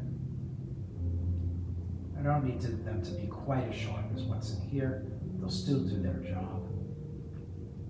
I'll leave the ones at the bottom, up in here again. Just gonna knock that down. Again, these edges I've already knocked them down a little bit, so they're soft. So I'm going to take a fan brush and I'm going to go through this. So in here, just want to make sure you can see. So in here, there are basically 3 tracks. The center one is it's in a greater relief. The shapes are a little bigger, and so they catch more light. And then in between the tracks, like down in here, you can see the outer tracks are not as light, and the central track is lighter. So what I want to do, I'm just going to take a fan brush and I'm going to go through this and kind of separate the 3 tracks and cut back down a little bit to the original color in here, so that I have a bit more variation when I put my lights, my highlights in on top. Some of this orange is peeking through because it's completely buried right now. And I don't want it to be, I don't want to lose it completely.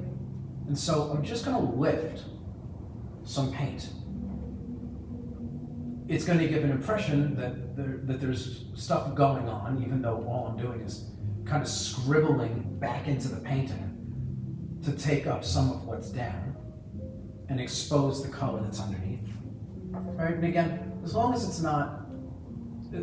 there's some movement to it, it'll feel more natural, like a natural occurrence of this decorative element, as opposed to something I kind of drag my brush through to clear out some of the color. And again, you know, there's a pattern in here, and so if I can mimic the pattern when I'm lifting, it helps already to give an impression, the beginnings of an impression, of all of the ins and outs here without me painting them. The more that I can give an impression of without actually having to paint, the better. So again, I'm just looking down on this end.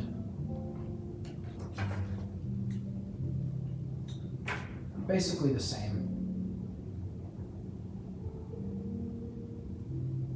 All right, this, again, just kind of pushing into it. I'm using the fan brush because I feel like it's going to give a much more natural lift. It's not as easy to control with what I'm doing, and so I'm not going to be able to create I'm not going to be lifting something that looks like a controlled mechanical pattern. It's going to give me something a lot more organic, and so organic, I think, is going to look better here.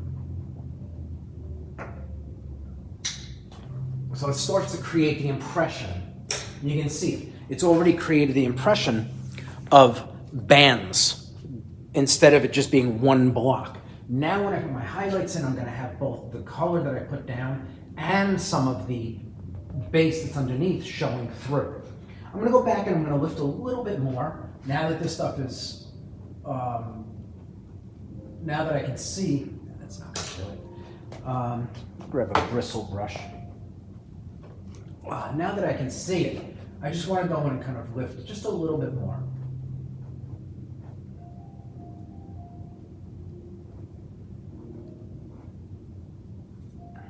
And again, it's giving me greater variation. The last thing I want is monotony. I don't want the painting to have this monotonous feel or this mechanical pattern that doesn't have any life to it. And so breaking this up immediately starts creating something a lot more natural feeling. So now that I've got that, now I'm just going to start building in my pattern.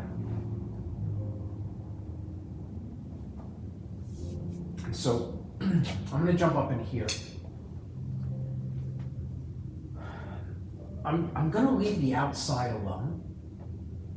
And I think I'm going to start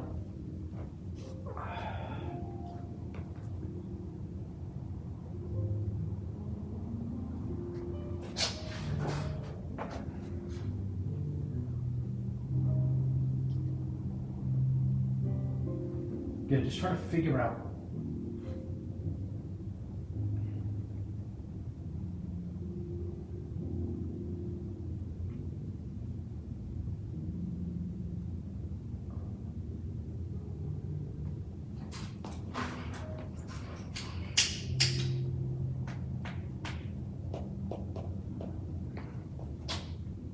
again, figuring it out before I start painting. I want to know what I'm doing before I start.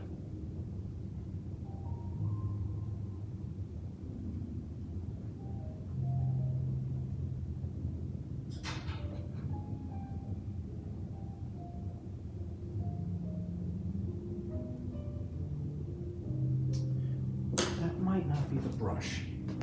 Let me see. So I'm looking for a different brush for what I'm doing. I feel like there's a better option.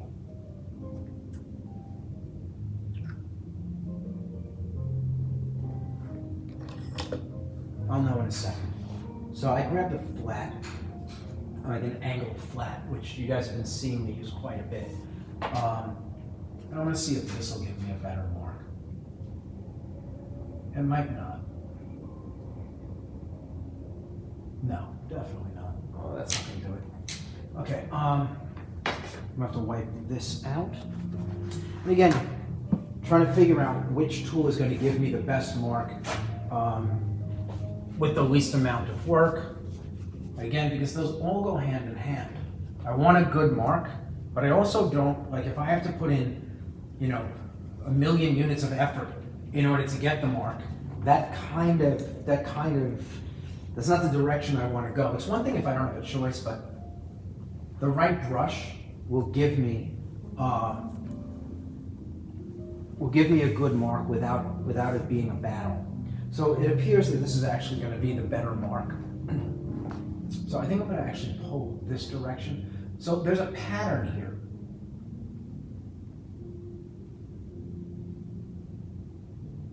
That's kind of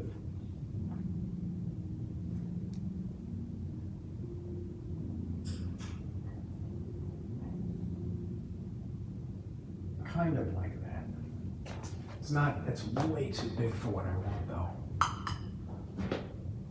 Okay. I just figured out how to do it. See, and again, always I'll play around a little bit and it'll make sense. Now, I don't know if I've ever done this before. You know, and so I'm kind of playing with it. And it's possible I've done stuff like this, but again, like, just because I've done it doesn't mean I'll remember how I did something in the past. Like, to be honest with you, I barely know how I've gotten here in this painting. Like, if I had to do it over, I couldn't replicate any of it. And to me, that's a lot of fun. Like, I'd be bored out of my mind if I had a system for this. So this is what I think is going to work.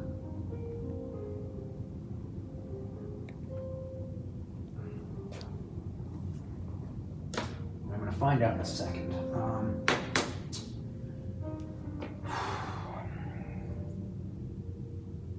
I know what I need, I'm just not seeing. I need like a knitting needle.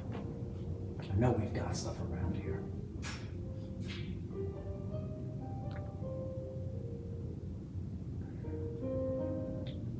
So what I want to do is I'm actually going to put that down and kind of draw a line through it and scrape away what I don't want.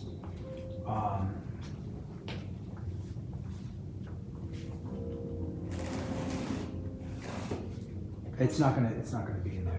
Give me 1 second. I just have to go find the proper tool.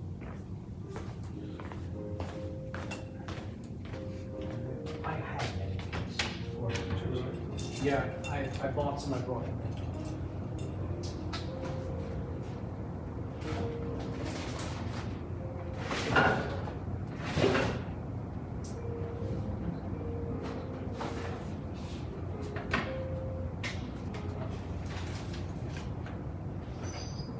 They were actually up on here.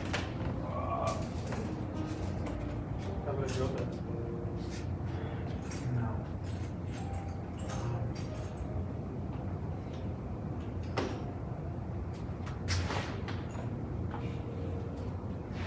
Let's just grab a, there should be a nail in the box with all of the, what's it called? Stretching material? Stretching material. There should be a long nail for hanging, maybe?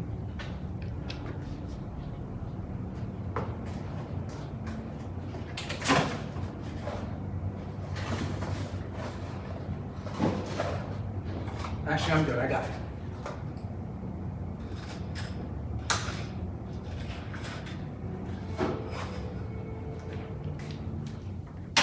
Yeah. I'm good. Okay, so what I've done, I've got a nail. And I'm just going to use the nail and I'm going to kind of draw through this and see if I can create the pattern. I should be able to.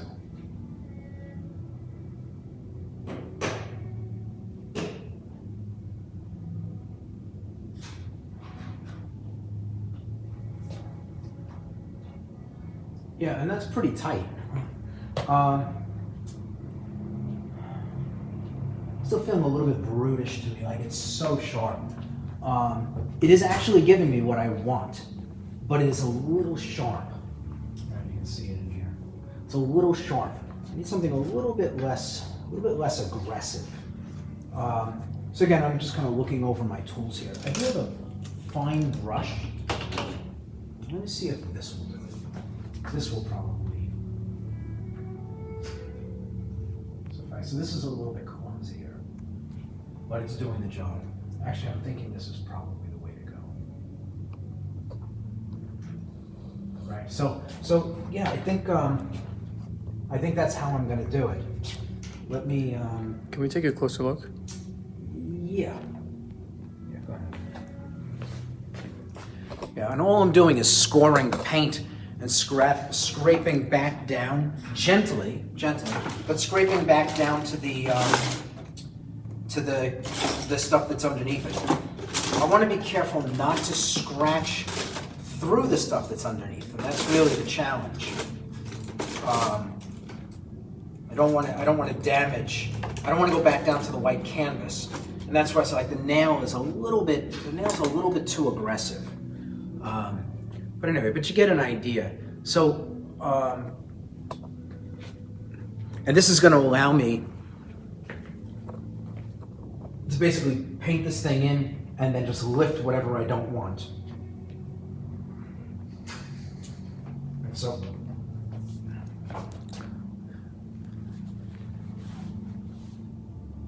If it's too brutish, Becky's wondering, fan brush to knock it back?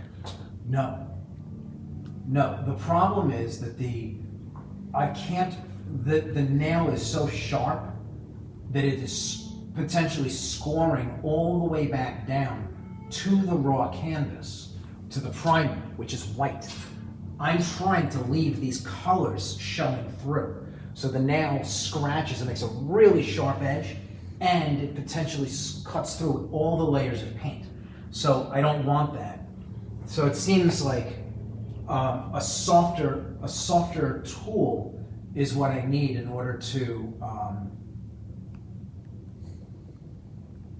not scrape the paint that's down, but lift enough that I get the result that I'm looking for. Right, so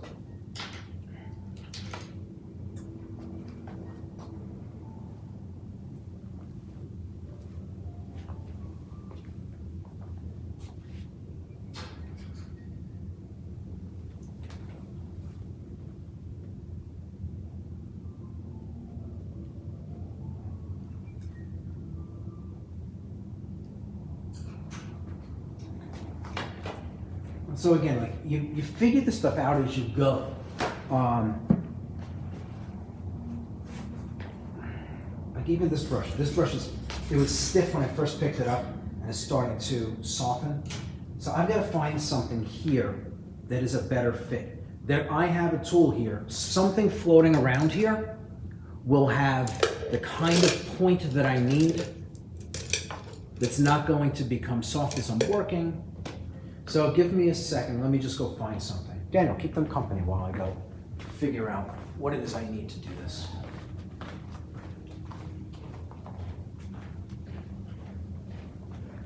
Hey everybody. So here for the halftime show, we will be pretending to be Kevin. No, I'm just kidding. I pretend to be Kevin way too often as it is.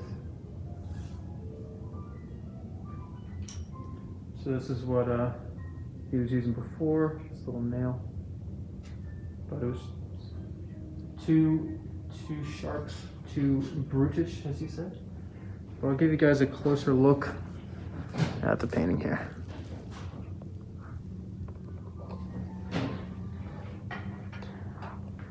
Since we've got this time, we can take in some of the other details.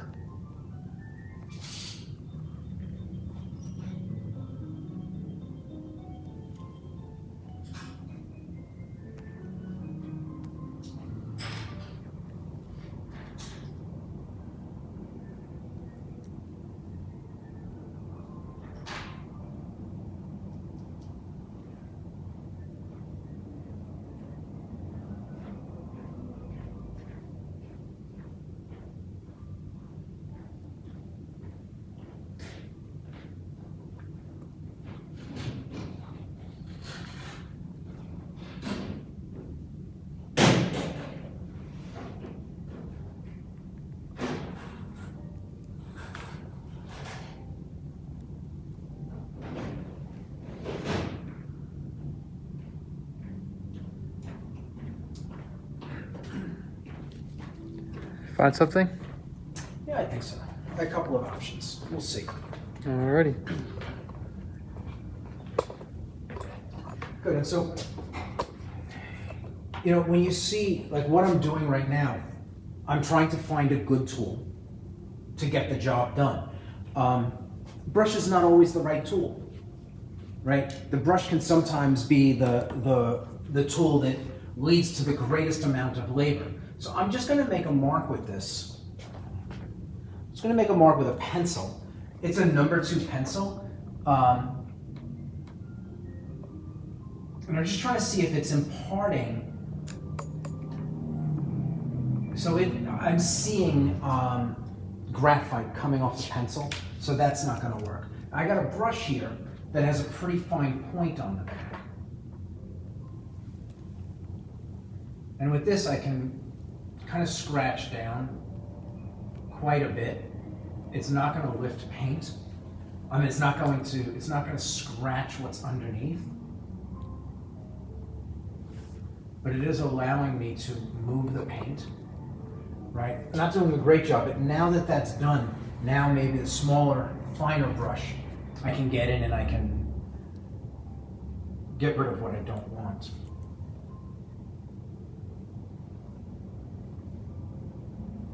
Yeah, so this, again, creative problem solving.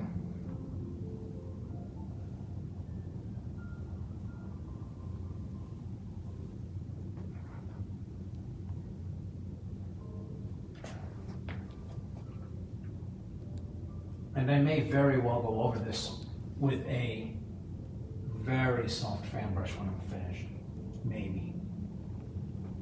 So, but that's going to give me at least some of the patterning. And again, I may get this done and decide that it didn't work and have to basically put it back in. But I'm basically going to run the length of this, assuming that I'm good, that it'll work.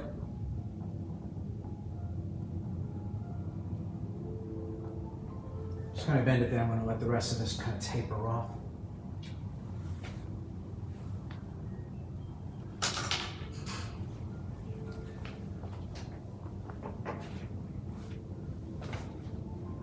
All right, so I'm just using this to lift the paint that's been displaced.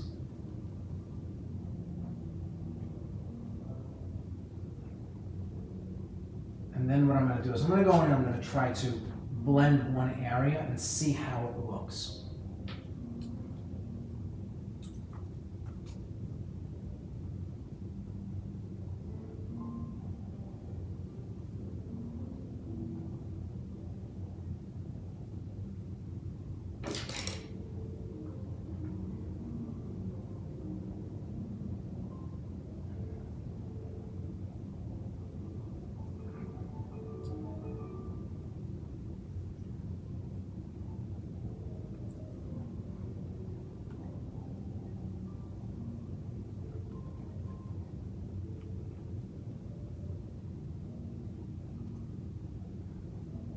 You know, it's a good thing for me to resolve this and figure out how to do it because I've got a lot of it down in here that's got to be done. So if I can figure it out here, kind of figure out how to shortcut this, it's gonna make it easier for me to kind of roll through the other areas where this is going to be in the painting.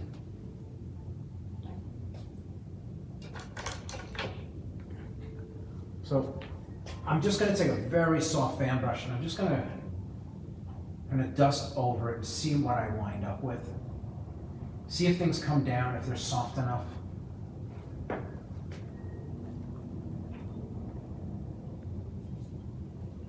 It's doing what I need it to do.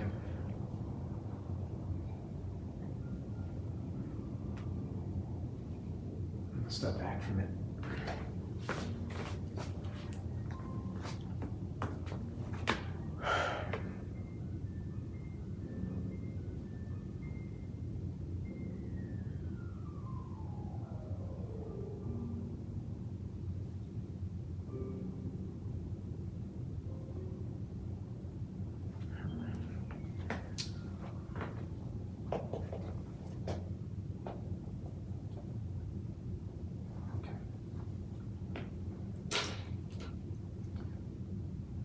Do a little bit of painting around these marks just to see how they feel.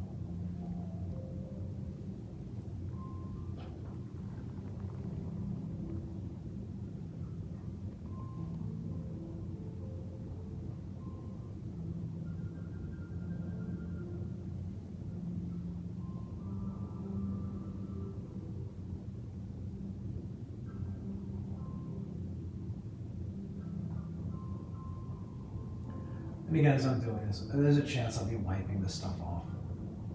Not really too concerned about it. I'm not committing a lot of time at the moment. I'm just trying to figure out what the best way to do it is. I'm solving the problem in real time.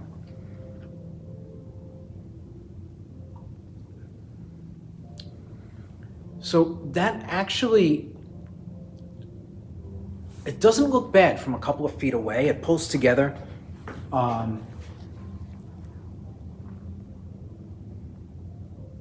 I feel like it lacks the refinement of so much else that's in the painting. And so I'm not okay with it. It would hold up, I think, but it's not where I want it to be. So I'm gonna go in, I'm gonna take it down. I have another idea.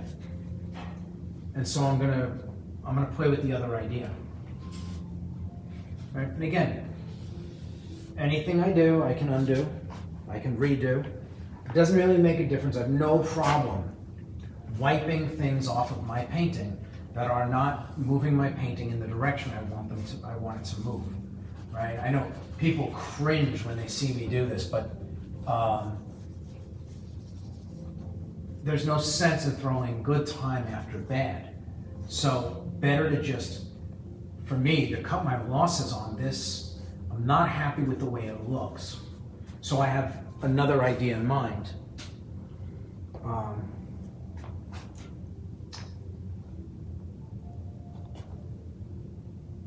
See how this plays out. So I'm thinning down the shade that I started these with. Let's see if I can paint. I mean, literally just paint it in, mark by mark.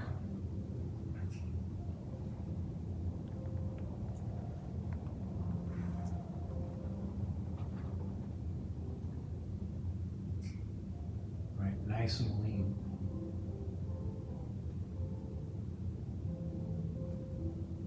Right, and this is just, the paint is just a liquid.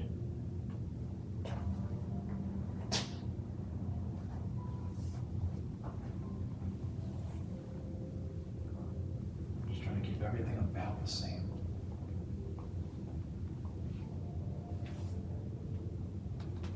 And again, you see, like, I'm doing a very quick application right now. I want to see if the idea that I have works.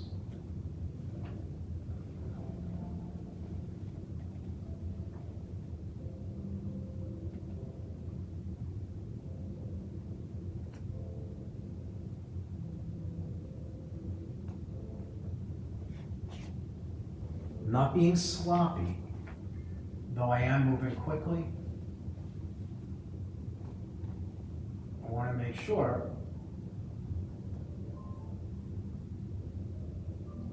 again, I'm doing a small space. That way I can figure out if the technique, what I'm thinking now, will work, and if I'll be able to do it in a reasonable amount of time, right? Because the time matters. If I can't do it in a reasonable amount of time, it's probably not a good idea.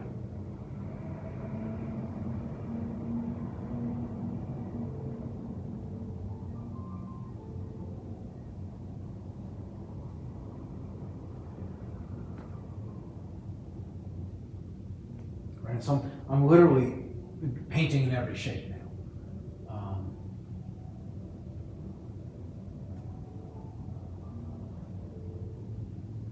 Try to set the stage for what the pattern looks like.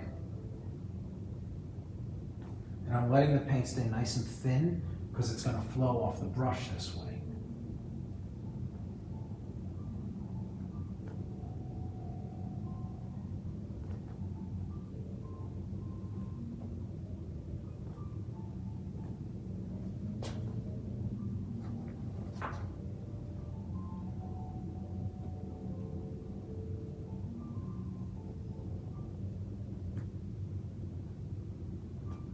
This might bring it more in line with what I have down here as well, which wouldn't be a bad thing.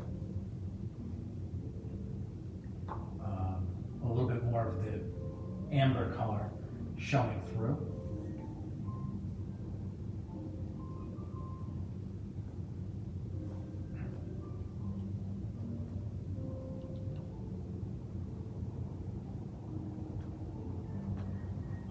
but I'll be able to step back away from this in a second. I'll know if it works, and if it does, then I'll wipe off what I have here, and I'll get serious about painting it this way.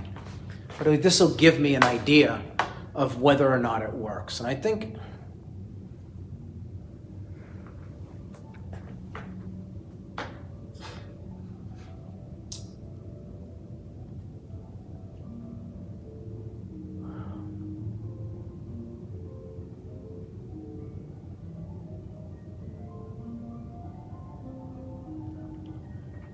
this is going to work. So again, I'm gonna wipe this off now.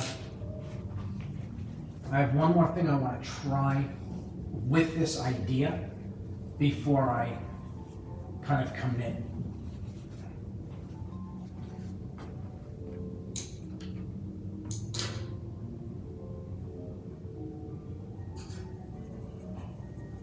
Again, I'm keeping my paint nice and thin. So I've gone back to that stippling brush. Stippling brush strikes me as maybe being a better fit for some of this.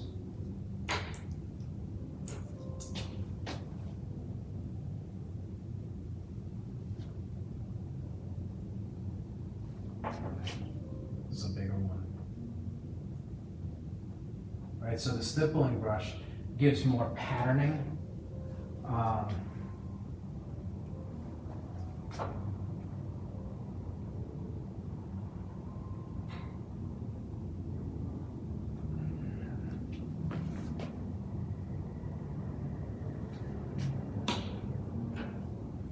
So again, you can see, I'm experimenting at the moment. This is the smaller stippling brush.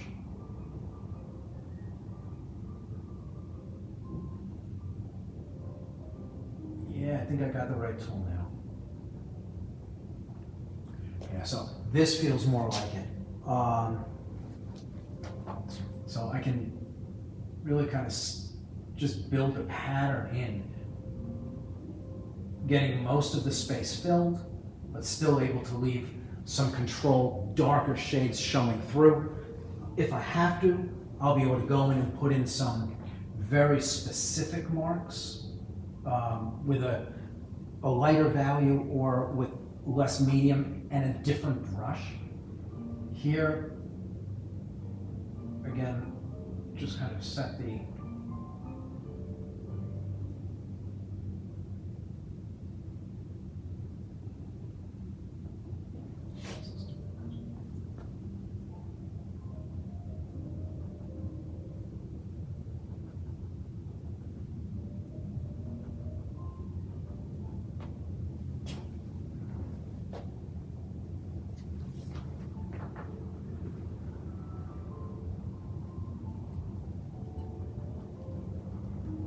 So what I think I'm going to do is I'm going to establish all of this and then either do it now or wait till it dries and then put in highlights on this. Right, so I can do it like that, and I can grab a small brush and I can go to paint that's a little bit denser.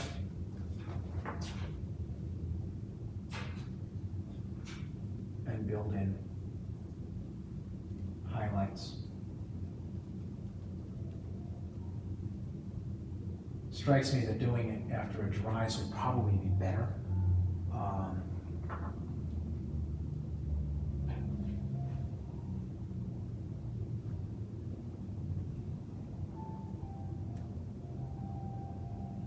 Right, but I can kind of play around with it.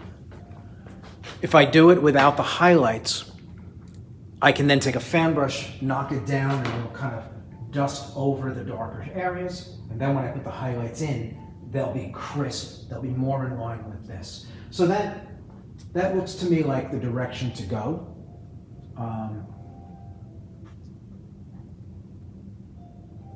Yeah, that seems like the way to go. And again, I'm having to make a decision as to how crisp do I want this to be? How refined does this need to be in order to be successful? And that's not a question of what can I get away with. That's a question of what is best. What makes the painting look best? Does it require an extremely precise mark to work or not? Like these require extremely precise marks to be effective. I don't think that this requires that. It's the pattern is there, but it's only a pattern when you get up close to it. And so it feels like the pattern can be secondary to the overarching feel of gold, right? So I can kind of tap in the pattern and then detail portions of it to make it feel sharp like this while leaving other areas just kind of like, it's like just background noise. So I am going to set up, I'm not going to be going back and forth to the palette. I'm going to set up a piece of tape right here that I can put my paint on, and then I'll work from up here.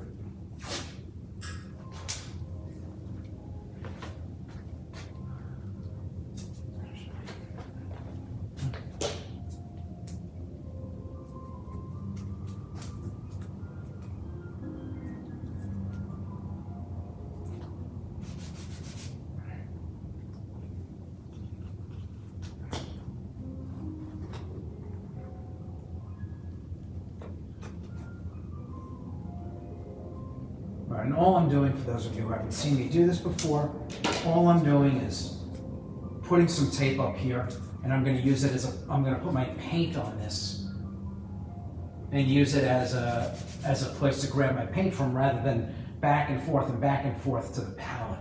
It's just too much back and forth. It's easier to just move the paint up here and deal with it up here.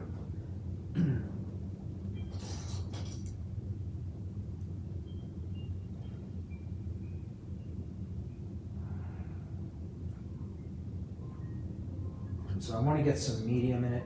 I want to mix it and get it to a proper consistency on the palette before I move it.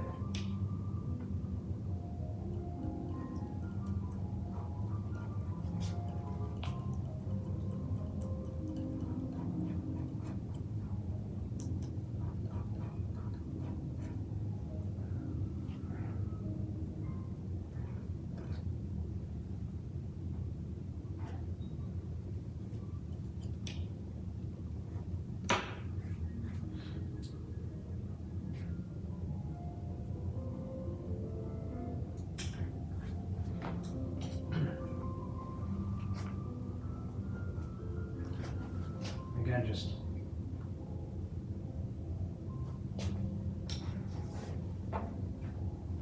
getting here started. So I'm going to get the outer bands first. There's really not a lot to them.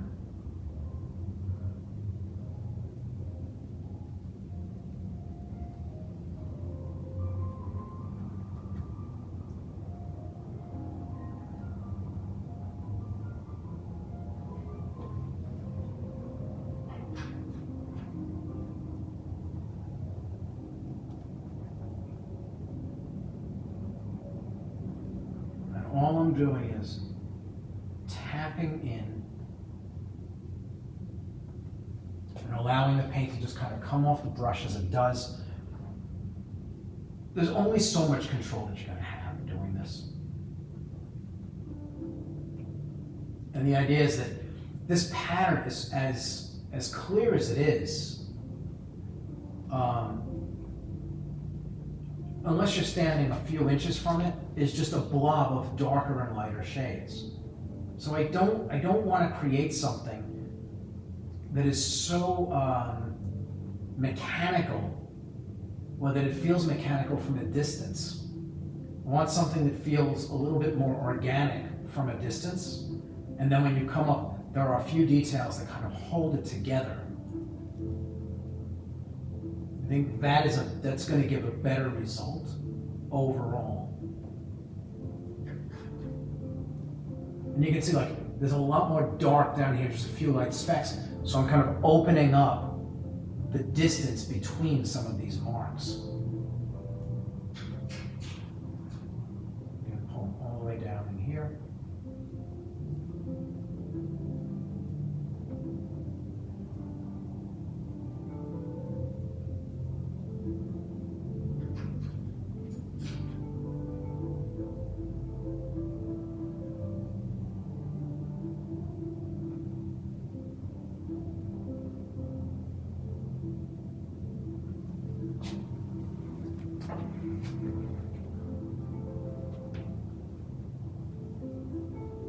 Right? And even with this brush, I'm taking care. The marks are organic, but I want to make sure that this feels linear. That way, when I'm going to sandwich the detailed stuff in between this and the one on the outside, I need to make sure that that gap looks that it's the same thickness the whole way down.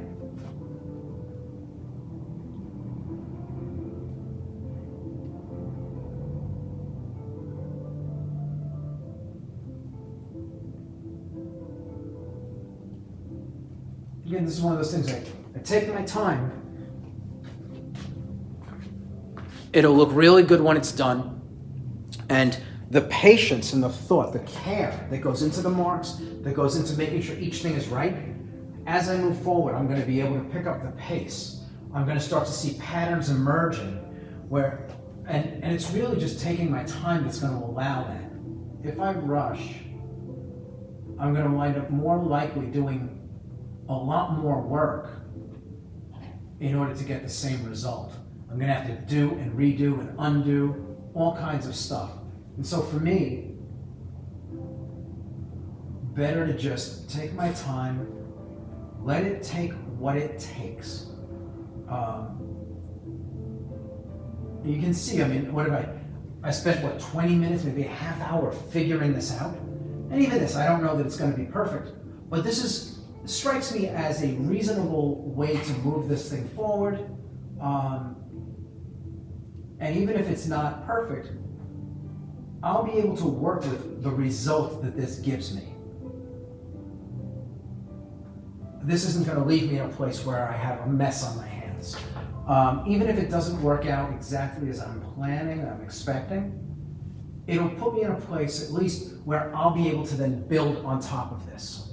So, and that's part of the criteria. Like, if I'm not getting a perfect mark, is a perfect approach that's going to give me that end result?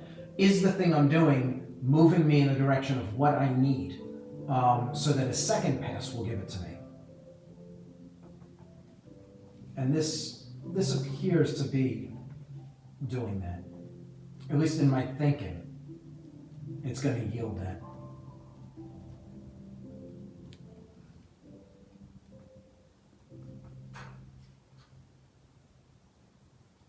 And this is one of those places where, like, very early on in the process, I was talking about how I don't want to have my hand forced as far as details are concerned.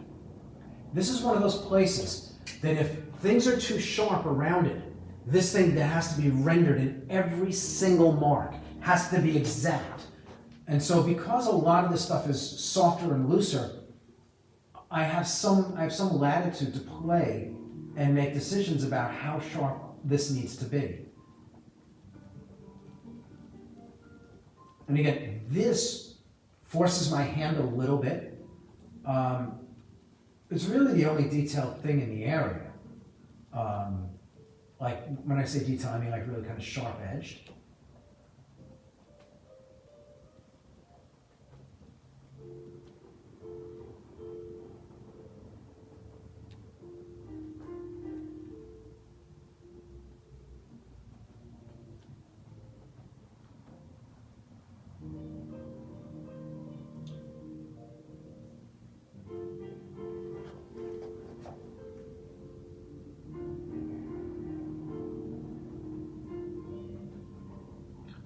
These uneven marks are going to give a greater impression of this being reflective material, which is nice.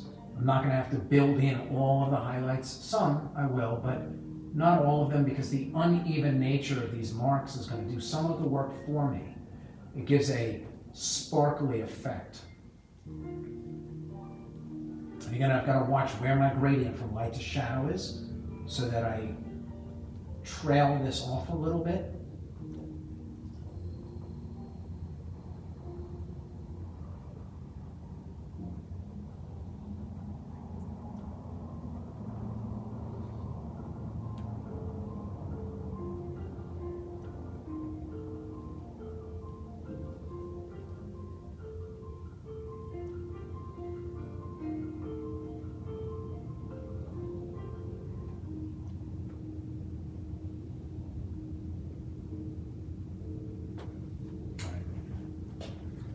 So again, just always stepping back. I want to make sure that, again, because I'm inventing it as I go, I want to make sure that I'm getting the result that I intend.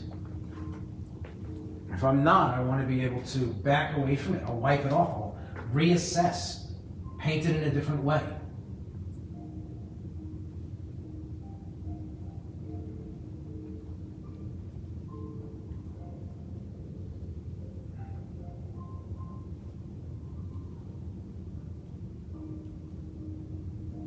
You know, this is why, like, not just, this is why your foundations are so important.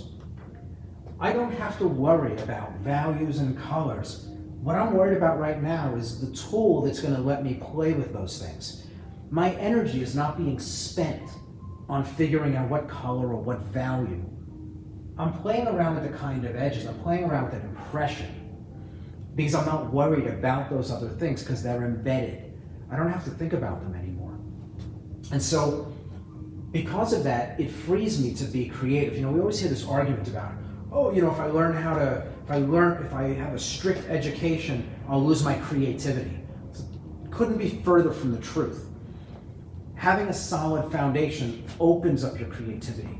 Again, I'm able to go in here and experiment a little bit because my focus isn't on the fundamentals anymore. I've got those down. So I can play. I'm walking around my studio looking for some tools that might make the right mark. And I'm slowly working my way to that result. But if I was bogged down trying to figure out what color and what value, even those weren't right, how would I be able to commit the kind of energy that I need to figure this out, like which tool is going to make the mark? What did I do? 3 or 4 different approaches that completely different until I finally kind of settled on this one as the better way to go forward, right? So having command of those fundamentals frees you to put your mental energy in other places.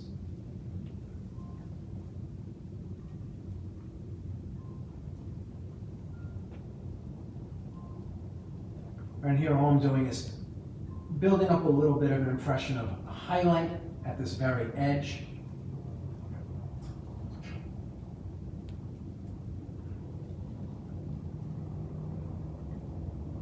Kind of dropping it off. I don't want it, because I have this and this are fairly even. This is a little bit darker down here than it is up here, but I want to put highlights in here and then end them at about where the gradient is happening.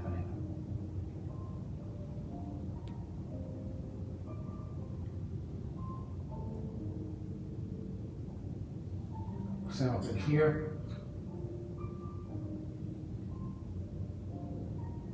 And this is going to make, again, it's going to help to reinforce the idea that this is a reflective material.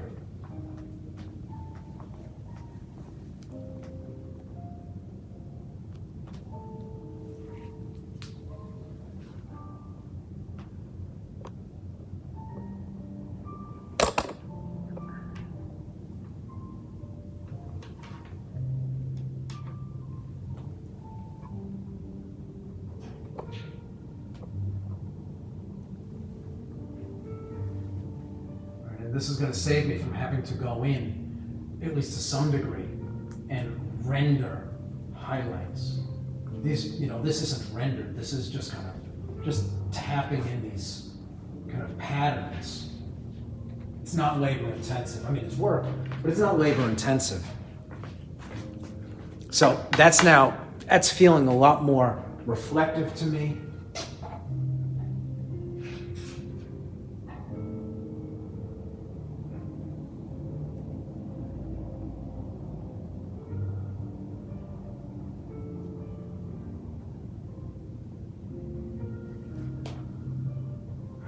And it's all just one shade. I've like played with the density of the paint, a little bit heavier, a little bit thinner. Little things in here, little hints of additional light kind of bouncing off some of this stuff. Again, trying to develop the pattern. I don't want this to be as light as this, so the marks are smaller. They're more broadly spaced. I'll be able to put in linear marks later on, which will help as well.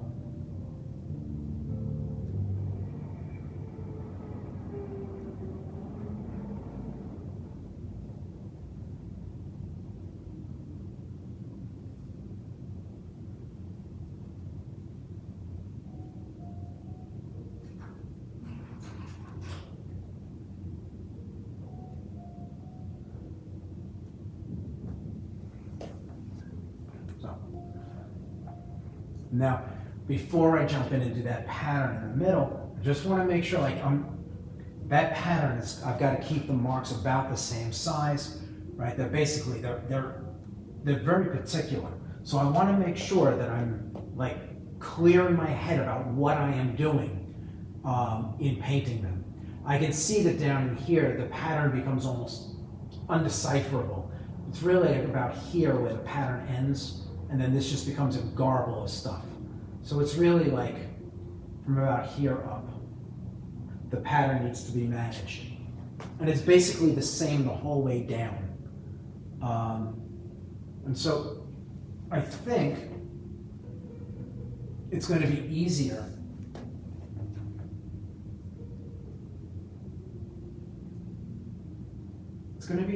to do one side of the pattern and then the other. So I'm thinking I'll do all of these and then I'll do the from the other side. Try to get the first one right and then build off of it.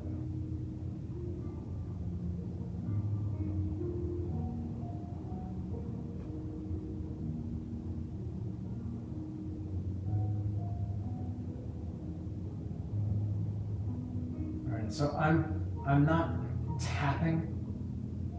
I will get around to that. Right now I'm just trying to lay these things in and try to make them as similar as I can. They're not going to be exact, but I can get them close enough that it won't make a difference. And I'm looking at not just the shape of what I'm painting, but the shape of what I'm not painting. These little triangles in here, I'm taking note of their shapes as well.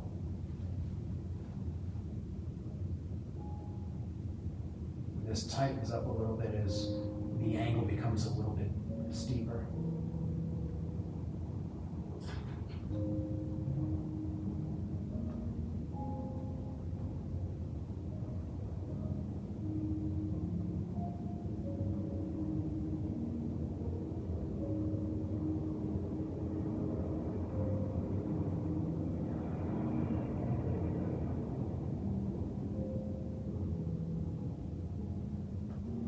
Again, it's like just figuring out creative problem solving, figuring out how the best way to tackle each of these problems as they come up. And again, this may not be the best way to do it, but it makes sense. It makes sense to me. I can see how I'm going to get from start to finish.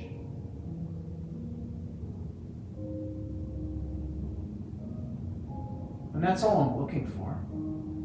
If there's a problem here, I believe that I could probably put this in and let it be, and then refine it in another pass, which is always nice also. Being able to spread the work out over multiple passes gives you a little bit more latitude to put something down that doesn't get you all the way there. Again, a smaller step. It's easier to keep your balance in smaller steps. Now, you don't want to be like, kind of shuffling, but one lurching step to the finish line is going to unbalance you in a way that 2 steps to cover the same distance doesn't. And so that's what I'm doing here. Like I'm working this up, thinking that I could possibly get it to a point where it won't need to be touched again. But if it does, it's not going to be a lot of work to take that second step to really kind of tighten it up and pull it together and make it look much more rendered. Right now it's not looking rendered, but it's going to hold the place of the gold. And then I can refine it much like I did this in a second pass.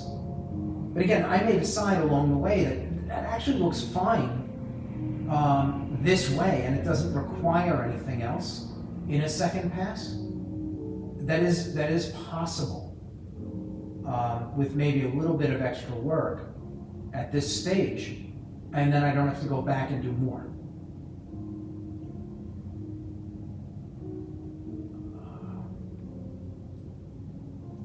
Okay, so I'm going to start to tone this down a little bit.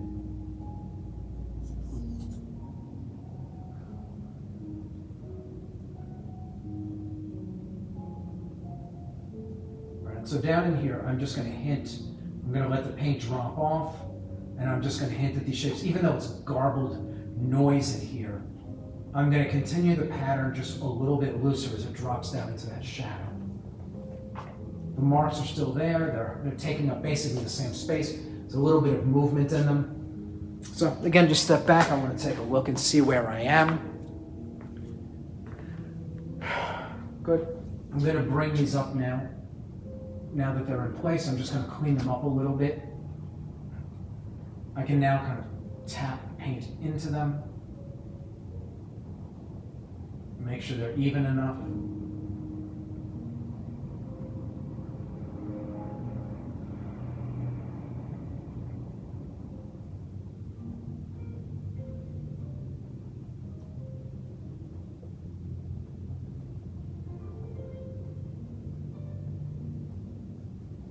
Again, I don't want them to look like they have strokes. I want them to be comprised of, the gold is highly reflective. So I want them to look like they sparkle a little bit. And so having, kind of tapping them in is going to make them, it's going to make them feel more that way. Again, like strokes are going to be too smooth. Something that's reflective has this kind of gritty nature to it.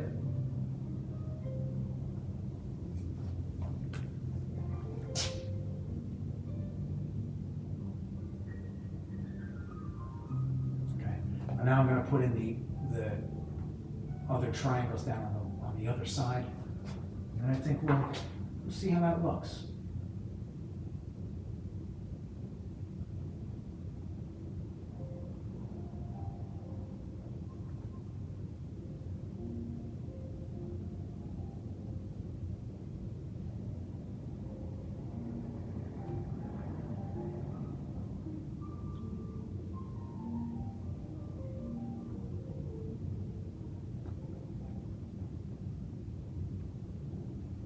Again, I'll go over this with a fan brush probably. I'm leaving quite a bold line showing through in between, and I want to neutralize that a little bit.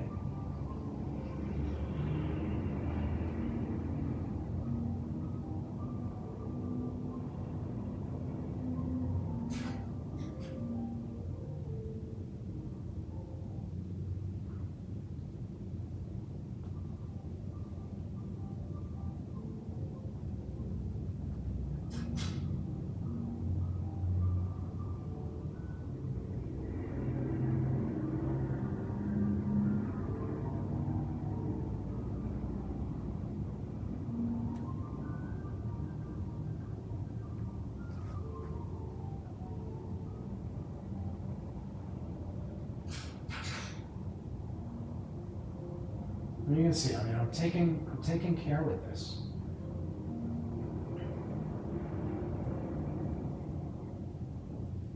I'm going to drop this off a little bit. I say drop it off, and then let the value diminish by thinning the paint down a little bit as I'm putting it in, not quite as much. Kind of hint at the shapes in here. So I'm just going to step back and take a good look at it. Yeah, like from a few feet back, it pulls together beautifully. Up close, it's a little bit harsh, just a little bit. So what I'm going to do is I'm just going to take a soft fan brush, knock this down just a little bit, and then let it dry. And then I'll go in when it dries next week. It'll take me a little bit of time just to drop a few highlights in. and it should be really nice. Before I do that, I'm going to make sure that everything that I need is in place. Now that the whole thing is done, I want to make sure everything that I need is in place before moving on. This feels a little bit lean down in here. I don't want to leave it like that, so I'm going to get a little bit more. Just bring a little bit more light in here.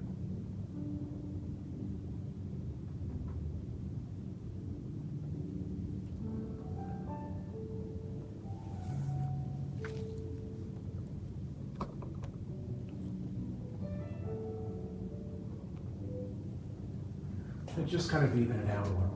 So that looks good to me. Again, very, very gentle with a fan brush. I barely want to move the paint. I just want to make sure everything is flat. And I want to make sure that some of this really dark track in here gets a little bit of paint dragged over it. So barely skimming the surface of this.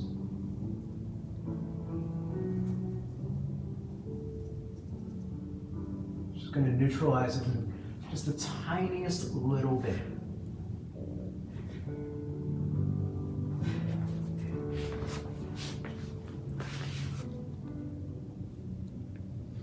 Yeah, and I'm liking that. It's actually more, it's a little bit bolder than what's in here, but I'm actually liking it. All right, I think I'm going to stop right there with it. And I'm going to move on. I'm going to knock this side out. And like I said, when I go and I put highlights in, it's going to pull together beautifully. It actually looks very nice right now. It's a little bit more decorative than this. You know, it's not as precise, but it's doing what it's supposed to do. And really, that's the concern. And, you know, for the painting overall, it has a job.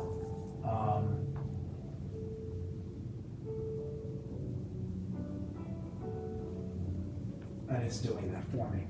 So, and again, it's, you know, it comes back again, like knowing what to put in, knowing what to leave out. So I'm going to get this thing up here.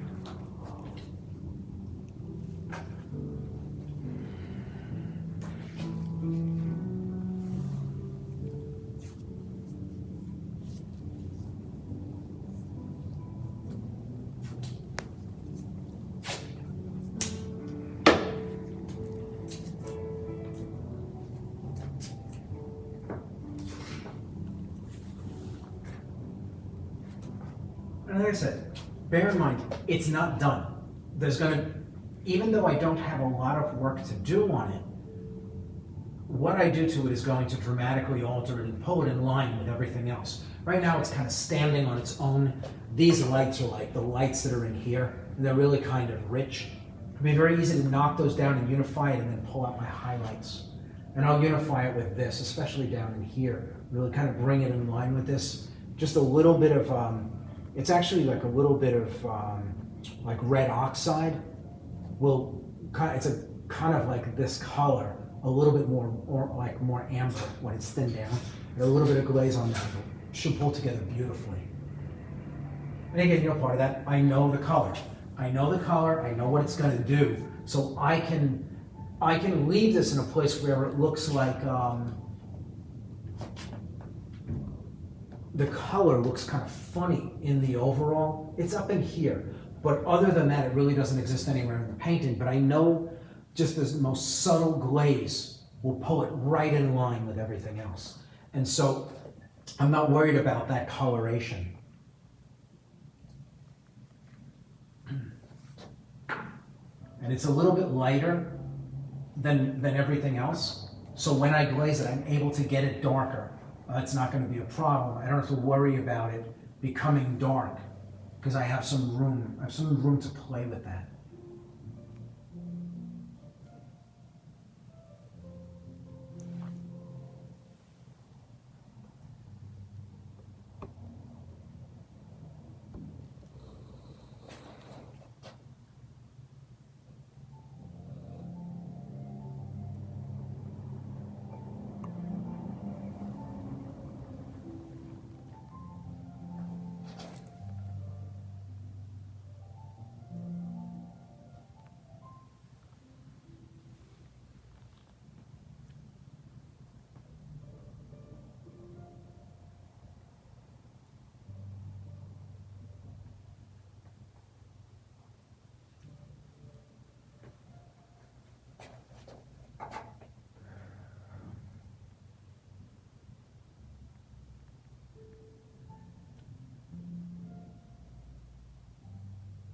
And again, this is one of those places where, again, like if you were watching somebody work and they weren't explaining what they were doing, you would have no idea. Like I would have tested this out, I would have figured this out yesterday before I came in, or this morning I would have been an hour early and managed this so that I could have gone straight into it. You would not have had an opportunity to see me kind of fumble around and figure out what to do with it. And it's not a perfect solution. I would even say that like the fan brush was probably a mistake. I've warned you about fan brushes, but the fan brush was probably a mistake. I probably could have done half of what I did and it would have been a better result. I may even go back in and kind of tap a little bit more paint back into it to bring some of the character back. But I don't think I'm going to use a fan brush on this at all, maybe, because I don't like what it did over here. I can work with what's there, but it's not optimum.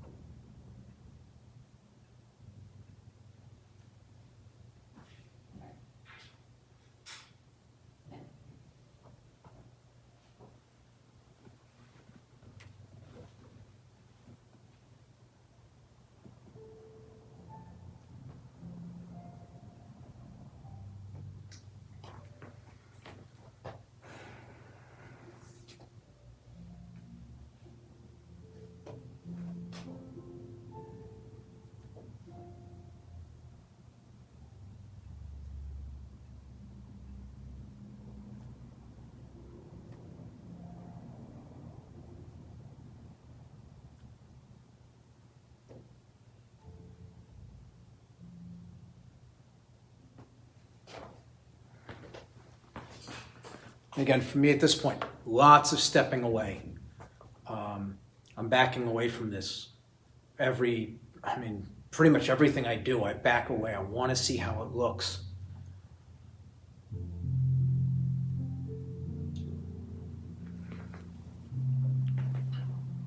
I want to see it from a distance. I want to see it from up close.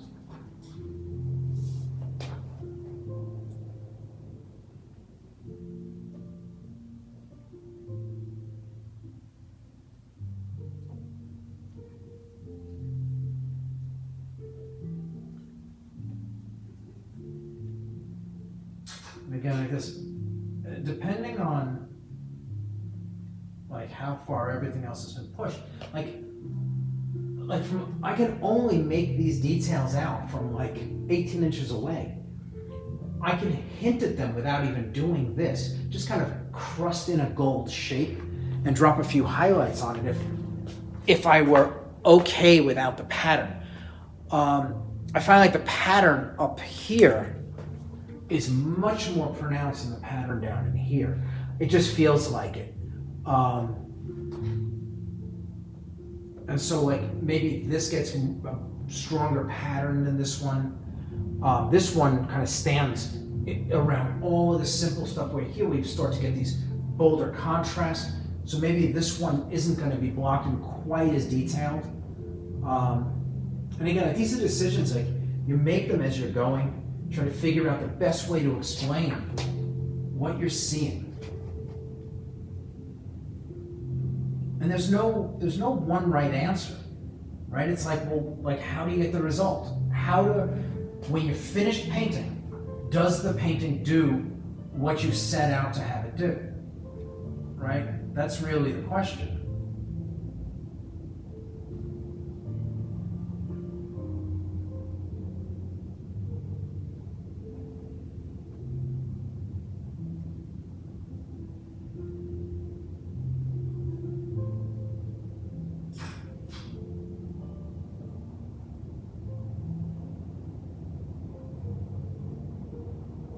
Right in here, I'm not trying to paint this pattern. I'm trying to create an impression of an ornate strip of gold.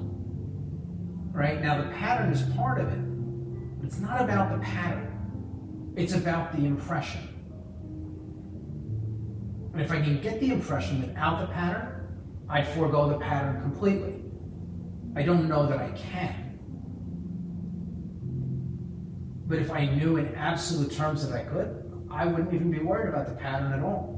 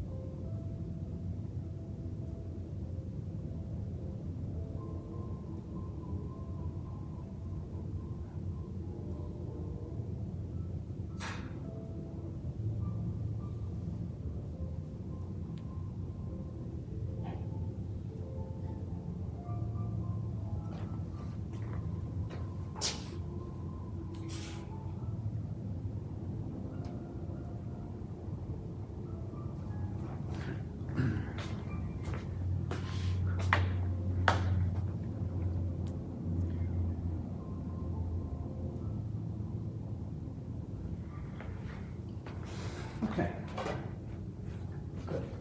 So I think that works. It's a good first pass. I think I'm gonna mess this up a little bit. So I want to get in here. I'm going to use this brush to actually break some of this up. I don't want to use a fan brush. I don't like what it did here. So I'm going to use the stippling brush to break some of this up. And then I'm just going to let it be. I'm going to go back and I think I'm going to try to take some of what the fan brush did over here out. Because I'm not too happy with what that result was. And I'll come back into this when it's dry and drop some highlights in and really kind of push the color where it belongs and get some highlights in and be able to finalize it, really kind of bring it to life. And again, without the labor of tackling every mark, I'll be able to give the impression of every mark. And that's what I'm looking for, or the impression of the gold and the ornate nature of the band. So again, it's not about every mark, but it's about giving the impression of all of the complexity of it. Again, without painting all of the complexity of it. So again, just kind of getting in here and adding this texture back in.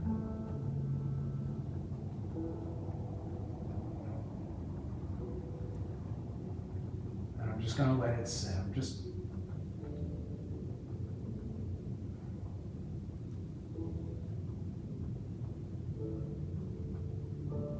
I'll leave the texture in.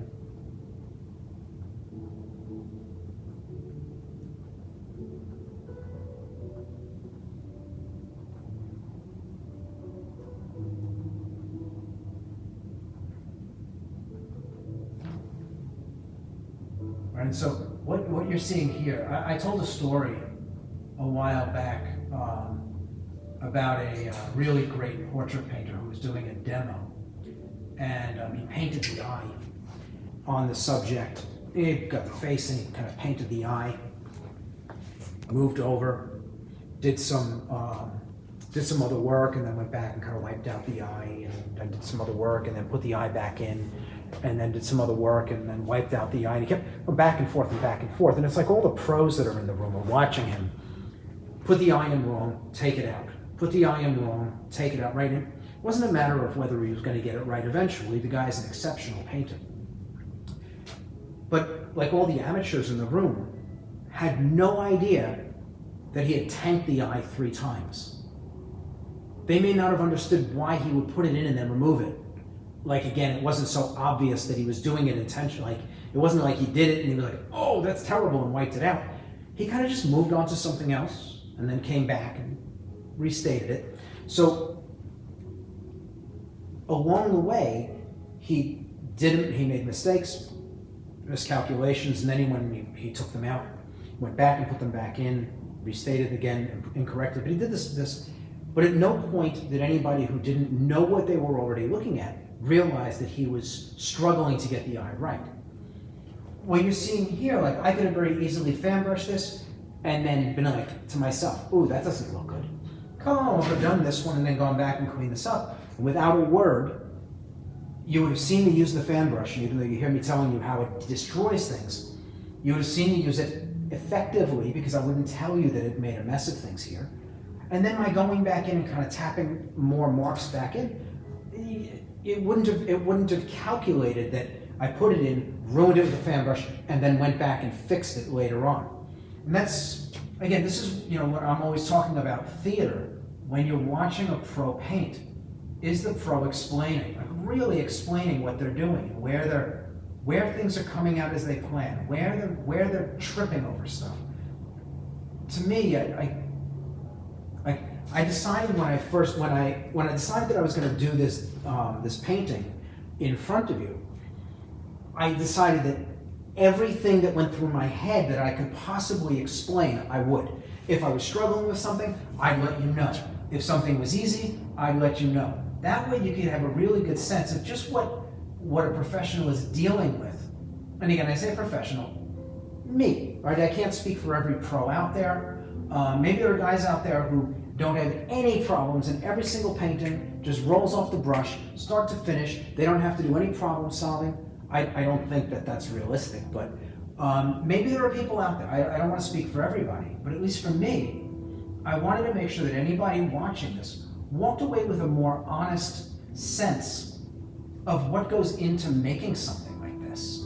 That these aren't, just because you do it professionally doesn't mean that it just rolls off the brush. I mean, there's work, and you have to solve things along the way, right? If I'm not having to solve anything, it means that I'm doing the same exact thing as I did yesterday and the day before and the day before that. I'm treating every painting, utilizing a system for making paintings, rather than painting the painting based on what it is as an individual thing. Right? Every subject is different. Every painting is different. It's like flesh tones. If you have a system for making flesh tones, you maybe have 2 or 3 different flesh tones, use them over and over and over and over again. And maybe they apply to some people, but not to others. But you use them because you have a system. The idea is that if you know what you're doing, you don't need a system. You can do this stuff on the fly. And that's the goal. The goal is to get to a place where you can do this and be able to tackle any problem that comes up confidently. And I think a good starting point is knowing that there are going to be things you're going to run into that are going to require putting on the brakes, putting down the brush, and really kind of burning some brain cells to figure out how to best create the impression you're trying to get, right? And sometimes it can't be done in one pass. Sometimes it's going to take 2 passes or 3 passes. And so can you see a path where you have an idea and then it's too much to do it as one thing? Could you see breaking it up into 2 parts or 3 parts? And so the first part, might not even look like anything, but you know the second part's going to start to firm it up, and the third part will kind of really pull it together and make it perfect. Can you do that? And so doing it on the fly, like I just did, again, the coloration is not perfect, but it's going to set the stage for me to I mean, it's going to look seamless when it's done, and all it's going to take is just a 2-second glaze. So, and I know that I wouldn't have stayed with this coloration if I wasn't absolutely certain of how I'd be able to get this to fall more in line with the other gold in the painting. So, I'm just looking at time here. I'm actually really liking the way this is looking.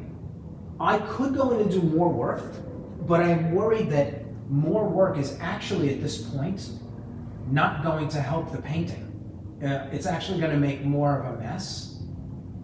And so it's better to just let this be, let it dry,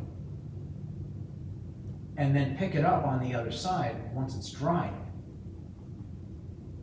I'm just making sure that I'm not leaving anything here that's kind of unattractive.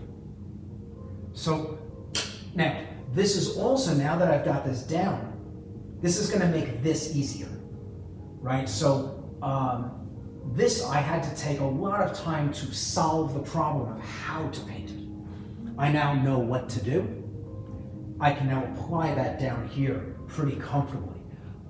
That's going to make life a lot easier for me because I'm going to be able to move through aspects of this much faster because I already know what I'm going to do. I know how I'm going to tackle it.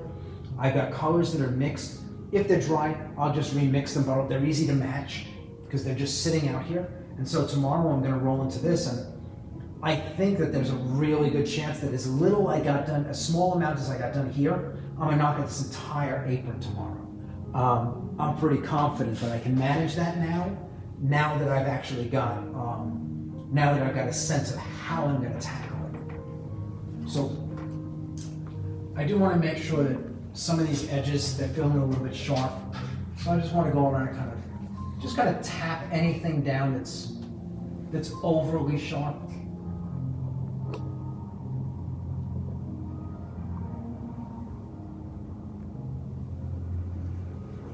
And again, just the slightest kind of fuzziness to the edge, and it turns. It doesn't feel graphic in nature. Graphic meaning two-dimensional. But I don't want anything in the painting. Nothing in the painting is two-dimensional. Everything here has a height and a width and a depth. The depth might be, barely perceptible, but it is there. And so I want to make sure that I am imparting that.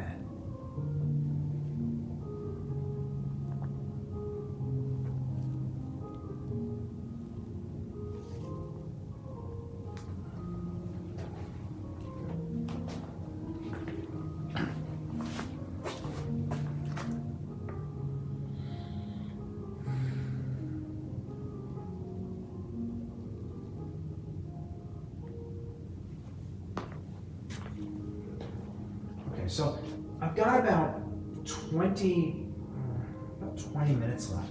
Just so what I could kind of tackle. So I'm looking at the apron. Is there something in here I can start working on?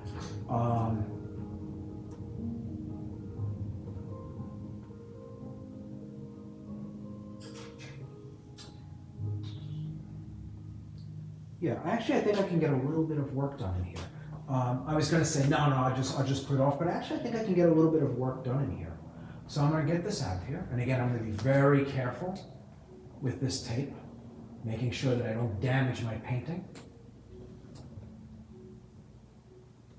For those of you who weren't here, I did that a week or so ago. Just one little dot of red paint came up, but that's one dot too many. The painting should be relatively safe. I shouldn't have to worry about it, but sometimes things happen. So just gotta find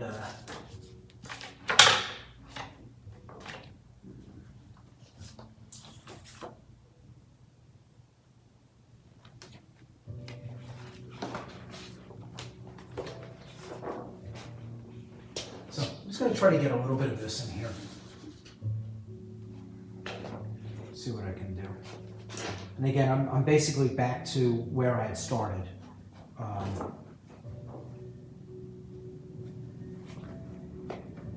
When I was doing the cuff. So it's just a lot of lines.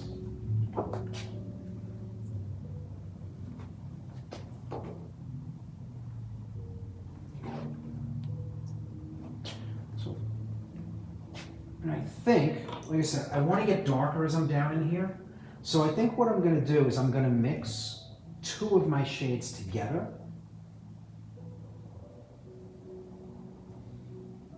To find something in between them, so that I'm immediately starting with something darker in here than the marks I made up in here.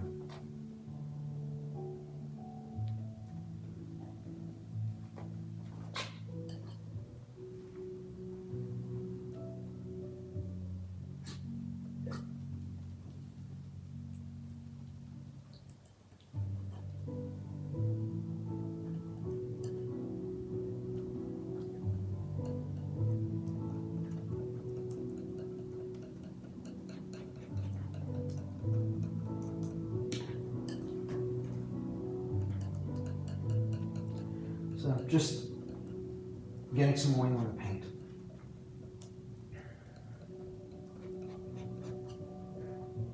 So it flows off the brush. We got a slightly darker value, not significantly so.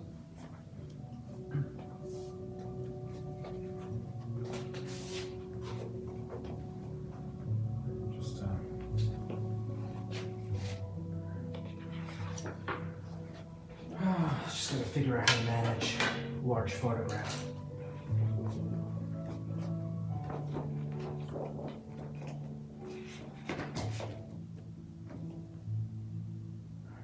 Okay, that'll work.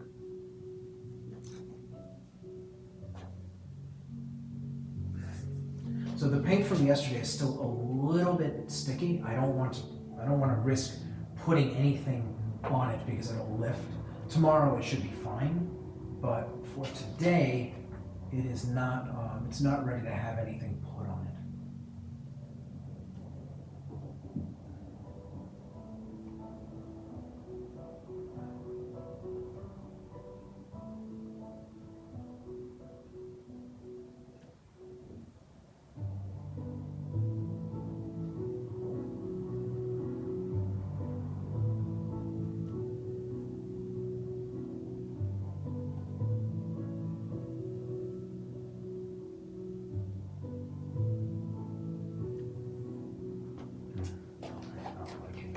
Not liking the strokes I'm putting down.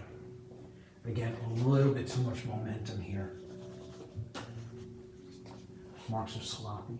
All right, and again, I'm capable of doing that too, like anybody else. But I stop myself. I see that happening, I stop myself. I fix it. I take it out if it's not okay. I don't leave it in my painting. It's okay to make mistakes when you're working. It's okay to rush. Right? But when you realize you're doing it, you got to be able to stop yourself, right? We all do these things.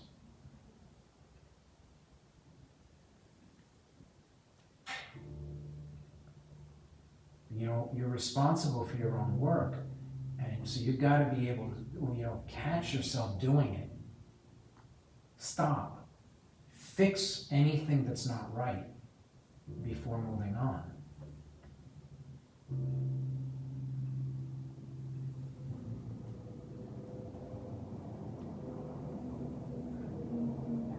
And I'm not even saying like these marks, they're not perfect, but they give a clean impression, and that's what I'm looking for.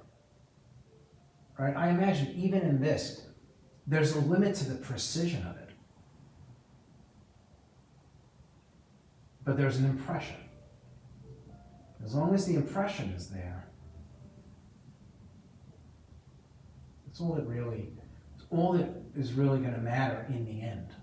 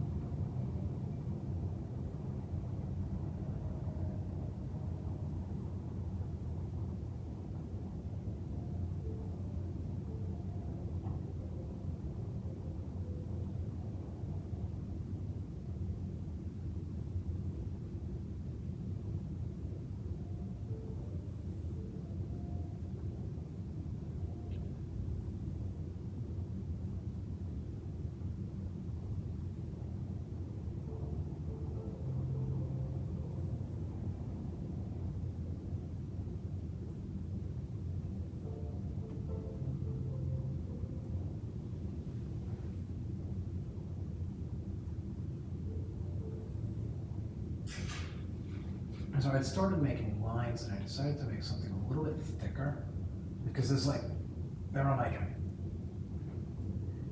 these are thick and they're dark on the outsides and lit on the insides, and so I wanted to put a bolder mark that'll allow me to put a highlight inside.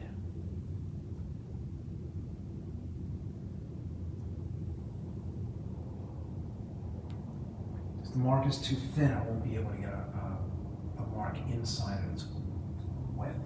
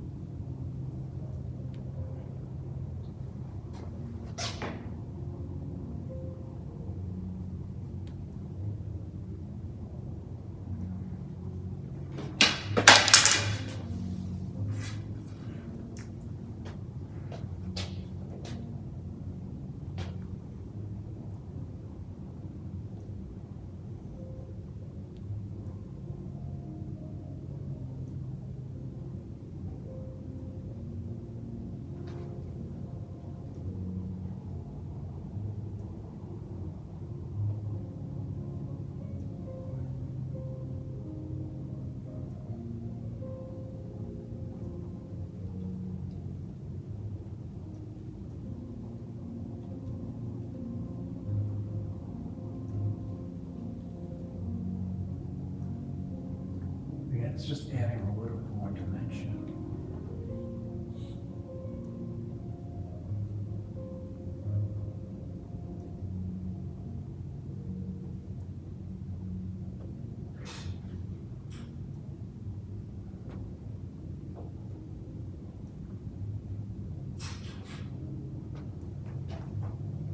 It's a little bit more dimension.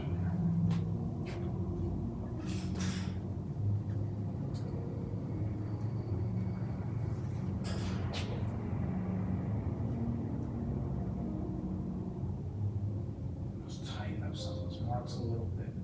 I feel they're a little too bold.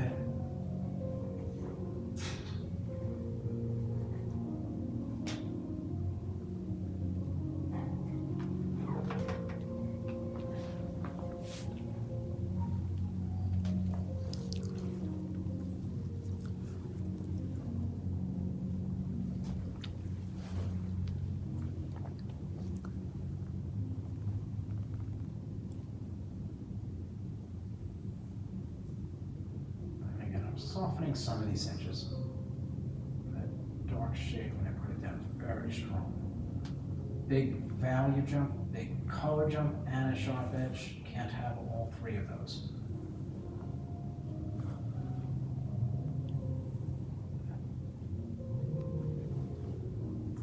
some places that might be manageable, but definitely not here. And again, we don't have anything else around this at the moment, which makes it even more difficult to kind of assess. But I don't want to put something in that doesn't belong and have it dry tomorrow when I come in. I can always build this up later on if need be, but I'd rather not state something here and then have to back away from it tomorrow. So,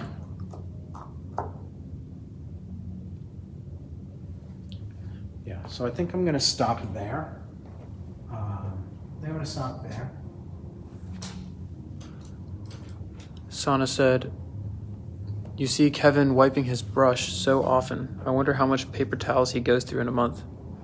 You know what's funny? I've had the same half sheet of paper towels right here, and I've been cleaning my brush on it a lot, but for like 4 days. I do use paper towel like a little bit more. Depends on what I'm doing, but I try not to go too crazy. But you do wipe your brush a lot to I prevent wipe my brush contamination. a lot. I'm constantly cleaning my brush as I go because I don't want to. I want to have on my brush only what I want on my brush. And if you're not cleaning your brush, then you're picking up things along the way. You're winding up. You know, you become a victim of everything that you touch with your brush. Everything winds up in the mix, and eventually your painting just winds up being kind of cruddy looking. Nothing has its own color anymore. And so, yeah, I mean, when I'm working, my brushes are constantly being wiped. When I was an illustrator, I wore sweatpants when I painted, and I'd actually clean my brushes. My thighs were covered in paint, not like wet paint. Like I'd wipe wet paint off on a rag, and then I'd use my jeans to get, or my sweats to get the rest of the paint out of the brush before I went to something new. Now I just use more brushes and, you know, but yeah, keeping your brushes clean, you know, your tools to a very, very large degree determine the quality of your painting. And I don't mean like we're using a great brush. I mean, if you're using a sloppy brush covered in paint from 3 other things that you did, yeah, you're going to struggle. That brush is not going to give you, beautiful, clean color, which is what you need. It's what you're trying to put down. Right? You mix a color, you take the time to mix a color, and then you settle for some muddy version of it because the brush is filthy. Kind of defeats the purpose of mixing the color, taking the time to mix the color well in the first place. Nicholas said, "I use quite a bit of paper towels too, but I make mistakes and have to cover them. I think that's what causes some contamination." Yes, if you're making a mistake and you're painting over it, yes, you're going to wind up with contamination. So what you do is you wipe out. Remove the paint from the canvas. Clean the area, if that's what you need to do in order to get a clean passage of paint down. Like you see me, I wipe paint away all the time. If it's not right, it's not right. I don't leave it there. I take it off completely if I can. So, like I said, I'm going to stop there. Now, in this case, I am going to use a fan brush. I just want to soften my outer edges a little bit. I don't want this to be nearly so prominent. I'm staying away from all the internal stuff. Just kind of grabbing that darker shade that I put down to make sure it's not too strong. Good, and I'm going to stop right there. Get this thing off of here. Very gently.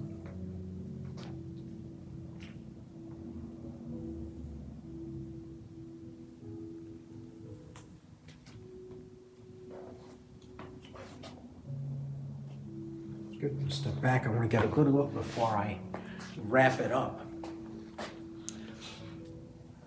Yeah, I'm happy with the way the cuff is. Like I said, the color's a little bit off for where it's going, but very, very easy to bring back. And you'll see that when I go in and I glaze this, how easily that color comes back. I do have a couple of little things I need to clean up. I'm seeing little things that do not belong in my painting. So I've got a rag, I've got a little bit of medium on it, just a little bit of medium. I don't like the yellow here on my white glove. And again, I'm not going to leave it in.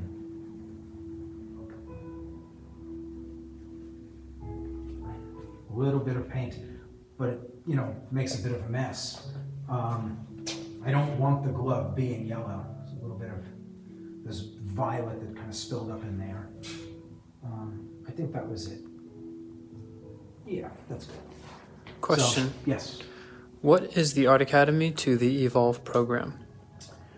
The Art Academy is so I opened up the Art Academy 10 years ago, and I've been developing a curriculum, which is, basically what you see here. And about 3 years ago, Mitch Bowler found me, snuggled away here in central New Jersey, came down, looked at the program, and asked if I would be interested in digitizing it, making it available to people around the world that couldn't get to New Jersey to study with me. And so the Art Academy is where the program was developed, and Evolve is the digital online version of it. And we've done everything that we can over the last 3 years to try to make the experience in Evolve match the experience at the school, right? Because it's funny. When I first met Mitch, I did a podcast with him. This was before he had a sense of what I was doing here, but he hadn't actually come down to see it. And so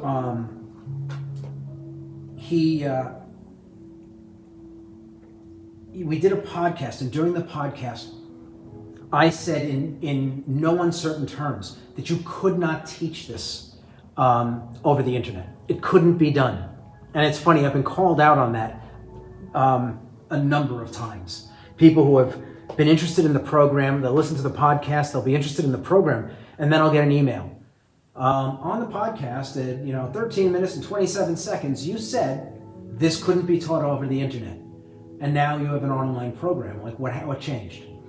And what I can say is that it took over a year, I think, about a year's time to figure out not how to share the information, but how to make the experience the same as we had in the school, where you were never alone, where you had the impression of a teacher with you along the way, that you had constant feedback. And so it took a long time. It took a long time to pull that together. And that's all Mitch. Mitch did all of that. And he's done an incredible job of it. And is constantly evolving. Like, we're always looking for better ways of giving the students access to the in-school experience wherever they are in the world. And we're in like 37 countries right now. We're all over the world. And so, it's things like sourcing the materials so that, again, people come into the school, they only have what we use.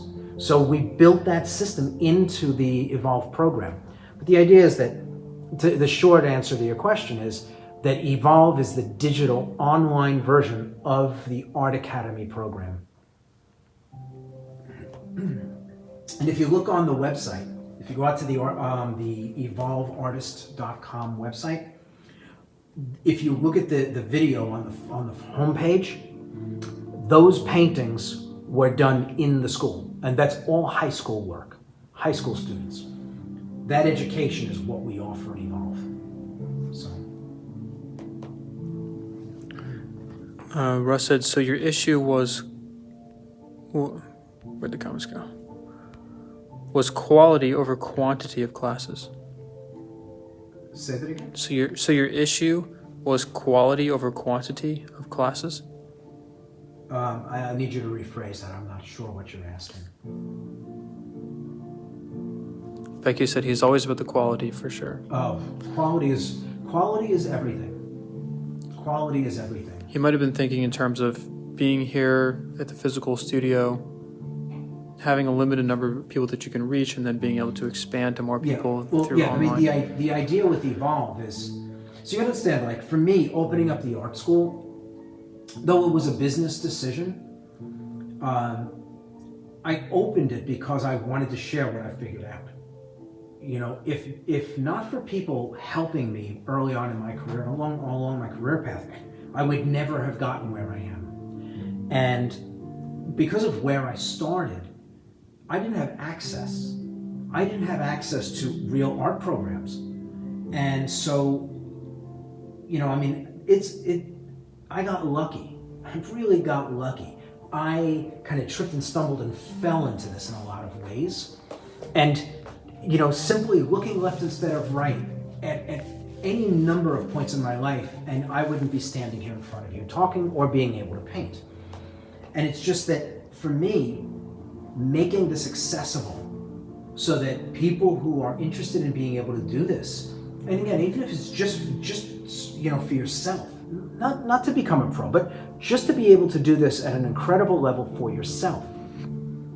If I'm able to open up that door for somebody, I want to. And that's why I opened the school. And then the Evolve program is just a way of reaching a much larger number of people, making this accessible to anyone, anywhere in the world. You know, there's a great book it's an approach to growing a business. It's called The Go-Giver. Definitely worth reading. It's a very short book, and it has 5 very simple ideas. But one of the ideas in the book is, and again, you know, you've heard the term go-getter. You're basically going out and you're getting stuff for yourself. You're building for yourself. The go-giver, the idea is that you're building for other people. The rewards for that come on their own.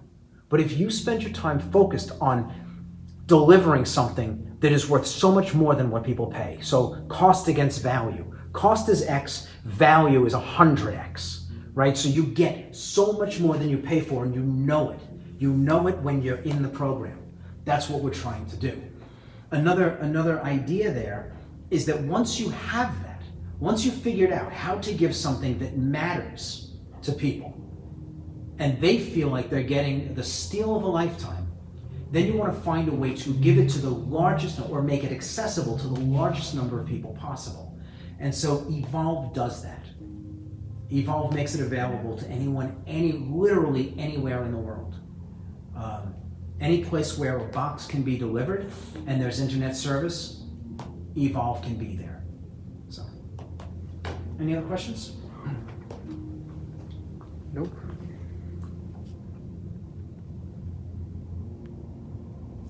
No? Okay, well, we're going to wrap it up tomorrow. I'm going to try to knock out the apron. I have a feeling the only thing I'm looking at in the apron that might be a problem are the chains. But other than that, I think the apron should be pretty straightforward. So we're gonna sign off here. Tomorrow we'll knock out the apron, and then next week there's really not much left to do. I mean, the painting's gonna pull together in a big way. It's still in pieces. We're gonna start, and we've started unifying some things, but it's all gonna start to come together, and there won't be, by the time we hit Wednesday next week, there won't be a loose thread. And hopefully there'll be a signature on the bottom of the painting on Wednesday. Woohoo! Yeah, that's the goal. Wednesday next week, I should be signing the painting at the end of our day. So, anyway, thank you everybody for coming, and I will see you tomorrow. See you Have a tomorrow. great night.